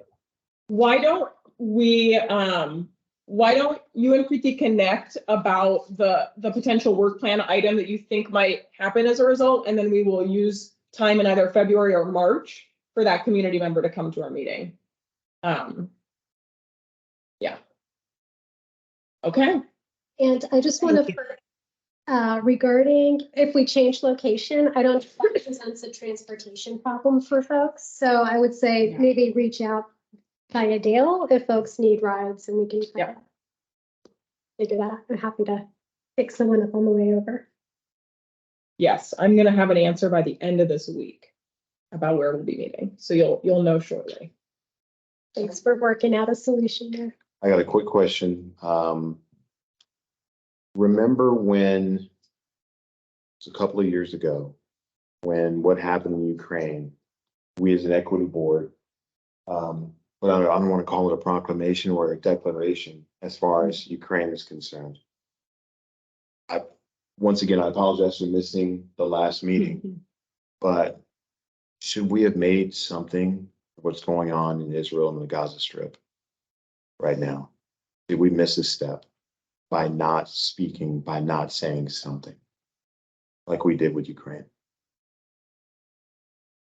I kind of feel like we should, but I'm not sure if we all have appetite for that. I'm hesitating to respond because I had this conversation with a couple of people. Oh, you did? Yeah, Yeah. like a week ago, because I too had felt like we were not doing something that we had done before. Exactly. It's a tough conversation. I'll Yes. say that. Because this, I think if we did do something, this statement would be really tricky to make this statement. Yes. But I feel like we need to make a statement. So if. Only because of, I'm sorry to interrupt your thought, but only because how could we do one and not the other? But then if we then why are we not talking about Myanmar? Why are we not talking about Sudan? So it's like, okay, is that something for us to discuss in the next meeting? I mean, definitely not right now, but just food for thought. What I would suggest is if there are enough folks who are interested in pursuing what that statement could be, we could set up a committee to do that. Yeah. So if we're able to, maybe we could get a raise of hands to see who is interested in. And we don't have to right now. We could talk about it in January. Right now, but just food for thought. That's my your decision. Do you? Well, do folks want to? Do we want to see if there's enough interest right now to have a subcommittee versus waiting until January to? I wonder if the first step would be to have a subcommittee. By talking to a few people, I was helped along the way about reversing and thinking not to it. I'm wondering if we should have a subcommittee that's goal is, should we do this at all? Yeah. Right? Yeah. Because it did make me hesitate. Yeah, exactly.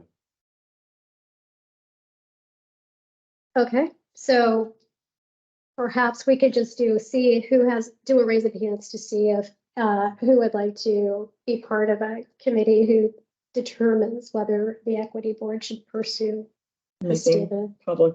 It seems like overarching public declaration. Like, are we? Yeah, is it beyond the city is what I was thinking, to be specific. Are we talking specific about the current conflict or in general when conflicts of an international nature emerge? That could keep us really, really busy. Yeah. Something specific to this conflict. I'd like to hear from other people, but I was thinking that, do we want to make statements that are beyond the city? Right? Yeah. In general. What do you mean, Kelly, about beyond the city? Making a statement about the region, right? That, is it for us to make a statement about the region, or is it for the city? We are in the city. I think it's an interesting conversation and one that will help us figure out when we do make statements. So kind of coming up with a policy. Yeah, basically, right. And I'm not saying that we should or shouldn't. I was just that's where I started to get mired in, was how far do we go? Like you said, Myanmar. Right? Yeah, mine. Thank you for pronunciation. Thank you. But yes. So I'm hearing, okay, if there is interest in volunteers forming a committee to discuss the equity board's stance on making statements related to things beyond city-centered topics. So I'd help with that. That'd be cool. Are you I'm just thinking of if is that potentially becomes an entire work plan item is the only thing that I'm thinking of. You could, yeah. It depends on how much Yeah, conversation. it depends on how much that subcommittee, it needs to be less than quorum. So you need less than you need 4 people or less. Right, and how many volunteered? 2 so far, but 3. Because I'll pull out. I'm fine. 3 is I fine. could take one more if anyone's interested. Oh, Lucretia, or No. I'll pull out, seriously, you do it. Well, I think it's something I could be interested in, but I have to think more about it. Actually, I was raising my hand because for some reason the camera was pointing at the wall and I couldn't see who was speaking, but it doesn't matter. Okay, so Lucretia, are you volunteering, or that was not a raised hand to volunteer? Right, like I just explained, I raised my hand because the camera was pointing at the glass wall and I couldn't see who was speaking. That was it. Okay, So I think we have. so Kelly, Tony, Karthik, and Veronica? Okay. So is this something like as a youth member, I can Mhm. participate? Okay. There's nothing that you can't participate in. We do in this room. So. All right, any other topics? So Dale is, the January meeting date, we're gonna try to keep the same day, but look for an alternate location. And we'll know very soon. Okay, and then we're adding, Kelly's suggestion around, doing some sort of getting to know you, session to our January work planning conversation. And Lorna and I are going to connect on the senior center becoming more welcoming, what that could look like as a possible work plan. And we will then talk about it in the larger meeting, February, March timeframe, most likely. Okay, great. Any other comments, questions for the good of the order? I'm seeing Chris's hand up, but I think that's still got it. Okay.